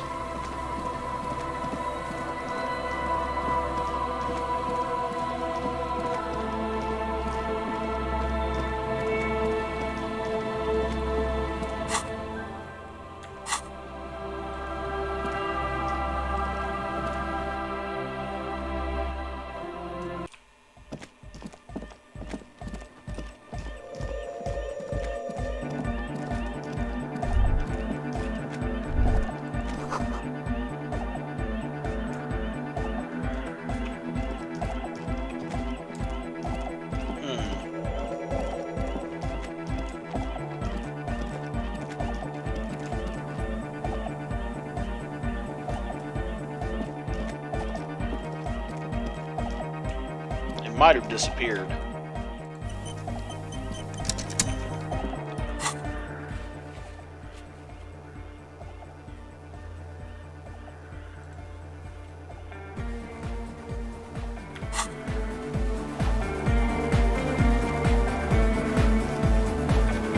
What is it? The swallow, you mean? What about it? Somewhere underneath those... Only a faint... There's this... The pillar of sac... Maybe. I know. No, I don't. Great. Thanks. Okay.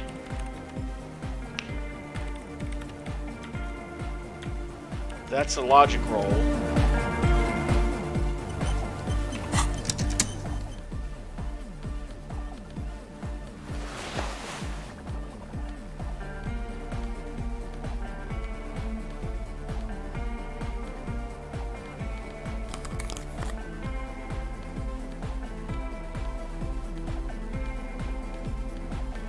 I'm already wearing the interisolary dress shirt, which gives me the logic.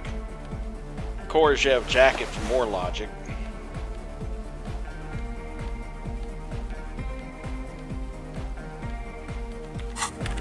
That's about as high as my logic is going to get without actually spending skill points on it. What is it? 58%. All you hear.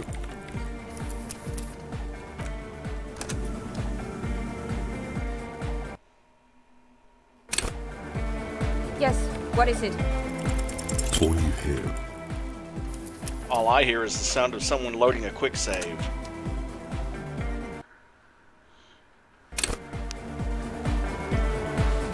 Yes, what is it? You don't have to. You already have. A long time ago. Wait, how? These thoughts formed in you somewhere, in a long forgotten discussion, behind the kitchen table, in the evening light. And a woman, she was there too. Her hair smelled of shampoo as she was smoking. What? The origin point of the pale. The swallow, it's how it starts. It's baby pale. But Pale isn't here. We're thousands of kilometers from the edge. That comforts her. The pale is only an effect, a transition between the world and that. Then what is that? It's nothing. No, it's less than nothing. No. It's less than nothing. The final rest state for reality. Imagine if all this never was. Then the Pale is... Simply a gradient. But the gradient, it clearly hasn't started yet. We're here, and the Pale is not. One day when it's larger, it will be. I understand. A theory of the Pale where instead of an outer ocean, it metastasizes. Like a cancer or a mold. Erupting in points inside the world. This is one of those places. According to this, how long? Until it starts swallowing, it's already started, starting with sound. And information. Causing data losses in the East Insulindian front. Have you considered why it's formed in a church? And also when or how it might start growing, or if it has other effects in addition to sound and data? I also have a question, since we are piling them on. How do you know this? I'm not doubting you.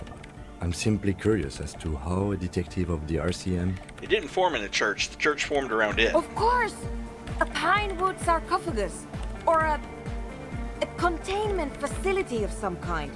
Built by the first settlers. Yes, acting on an instinctual level. Or religious practices we've forgotten. I have considered the same. The bad news is, there were 7 pinewood churches built in the first decade of provincial settlement. Most of them were burnt down during the revolution, or repurposed before, during the suzerain. I'm not saying all of them have one in them, but... Some of them might. A black grain hanging in the air. All the failed businesses in the doomed commercial area. All the failure in You think Martinez. the presence of that puncture has somehow influenced the outcome of events here? Even, say, software development? Yes, even the revolution was defeated here. I mean, a kind of intraplanetic history. I told the producers we need to go and move to a normal office building with amenities. But no, the artists like the milieu, the writers like the history. I told them. I should let people still working in there know about this. They might be affected. You mean Plaisance and the dice maker? There was almost no one left when we packed up. Yes, both of them deserve to know. Then go tell them. I think I've had this thought before. That's how I know. An amateur anthropomedic police officer. I'd like to say I've heard stranger things, but I'm not sure. This is a hell of a guess, however. Well worded, I might add. Yes, it is very interesting. But I wouldn't say you know. This is a guess. One that's going to have to be proved by anthroponetic scientists. One day all the world will be like that 2mm hole. She falls silent. The wind blows in through the hole in the stained glass window, cold and moist.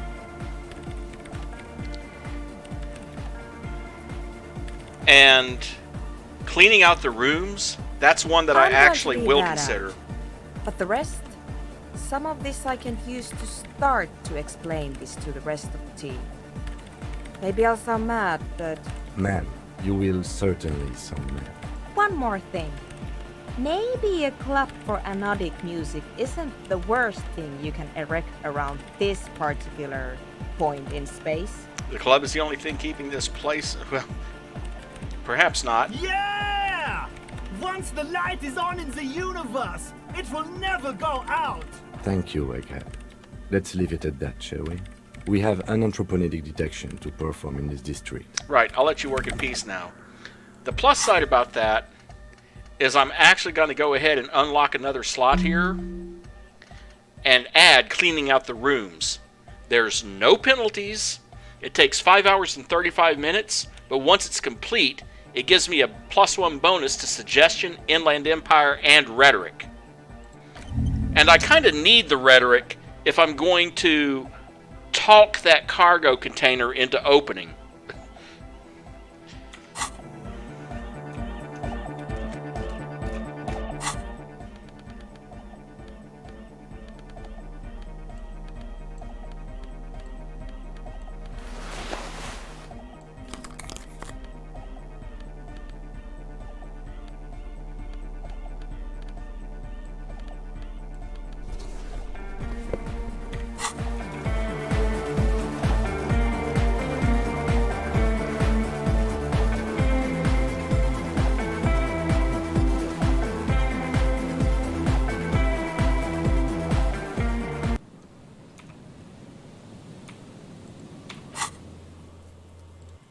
Travel back to the Martinez waterfront.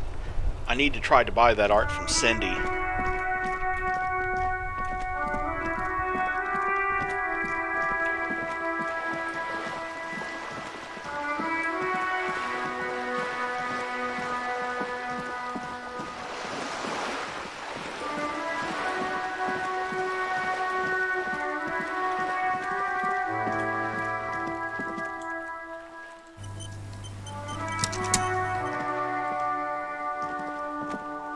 Hello again, officers. Have you come to admire my mural? Okay, it is suggestion based.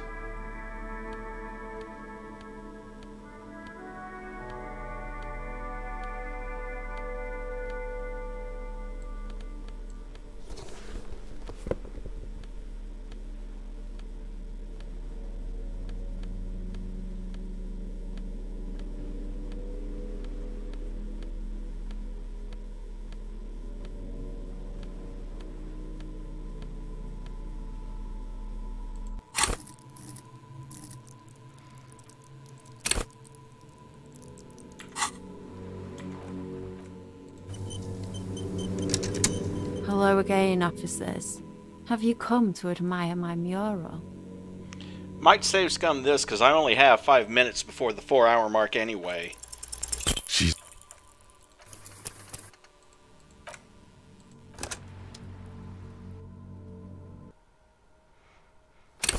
This is part of another task, Hello albeit again, it is an officers. optional task. Have you come to...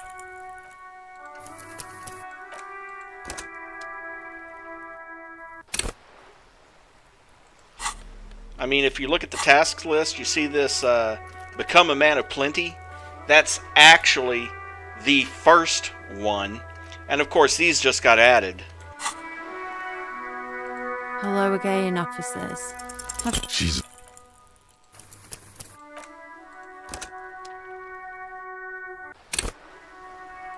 Hello again, officers.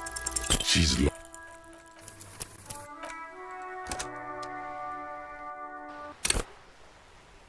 Hello again, officers. She's... 17% is still better than 3%. But I Hello still need again, like a 10, 11, or 12. Have you come to admit? She's locked up.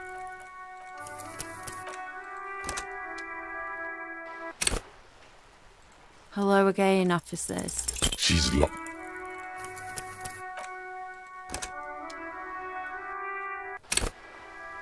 Hello again, officers. She's locked. Stop rolling 7s, please. Hello again, officers. Sure, she's all draped up in ironic detachment, but everyone's gotta eat. I do have something to offer in exchange for your art. Money. Great. A little foray into the art world continues. Shut up, Kim. Blah, blah. I'm not for sale, Piggo. She looks almost disappointed by her lousy offer. Told you these artist types repel wealth. Turn it around. It's the seller who wields the power in this relationship. Really, you're just going to let go of a chance to milk some stupid piggo rolling in cash. Uh-oh, you're manipulating me. I do like a chance to rip off some stupid piggos. And I need a pack of cigarettes. And some paint. Okay, whatever, Piggy. Time to leech off each other like the parasites we are. Let me see what I've got. She reaches into her heavy coat and pulls out a small piece of plastic coated thick with emulsion. Even the lieutenant leans closer to inspect the work. Here. Happy? The plastic looks sad and damaged as if it's been ripped out of some bigger piece. A glitzy barnacle of colors covers its surface. Remember, this is a buyer's market. You're the one who's in charge of pricing. Show it to me. She juts out her hand, letting you examine the piece. 3 red splotches have been shot at a diagonal across the surface. Tinier spots of various colors fan out from the same point of origin. Well, Piggo, what do you make of it? It looks like a palette. Nothing more than a board for mixing paint. The angle of the paint drops reveals that they were fired at the canvas with the force of a hand cannon. Someone got killed here, a 5mm caliber point-blank Yes. range. My artistic integrity. It's impossible to tell whether she's being serious or not. Would you describe this as one of your signature pieces? Signature? Oh yeah, Pigster. I sneezed while holding a wet brush. Paint flecked onto the canvas, and voila! You don't get more signature than that. An exquisite commentary on the precious serendipity of the creative process. If you say so. I like to think that my trigeminal nerve painted it. How much do you want for it? 67,000 real. And your head on a silver tray. Remember, this isn't about the art or the artist. This needless purchase implies your excessive wealth. Art comes across as more tasteful than simply hanging cash on the wall. Lowball her, the wretched are used to rolling with the punches. I'll pay 10. That it? All right. It all helps. Splendid. Your first physical asset. But no time to stop. Money grows old unless it keeps moving. You need to find a buyer, preferably someone who will pay a high price for such an exclusive piece from a local artist. Okay. This place There is... must be someone around here with heavy pockets and an interest in the local art. Tell you what, have a wander around and I'll let you know if I hear any wealth. Wait, you can hear wealth? Yes, if you know what to listen for. That's what happens when you've been in the game for as long as I have. Your senses get tuned in to more opportune frequencies. Okay, where's a good place to start looking? I got some vibes from that container you moved with the crane in the harbor. Let's see what's inside. There isn't a door yet that Savvy's VIP status couldn't open. Look at us. Coming to an agreement. Who'd have thought? A breeze blows strands of hair across her forehead as she leans into the balustrade. Anything else you want? I'm in a good mood, but it won't last long. Catch you later, Cindy. Okay. And that is where I'm going to leave it until tomorrow. We still have to go talk to the dice maker and play Sans about the Source of Doom. And we still have to open that container, which I'm hoping I'll get another bonus to Rhetoric. Because opening that container is part of the Man of Plenty thing.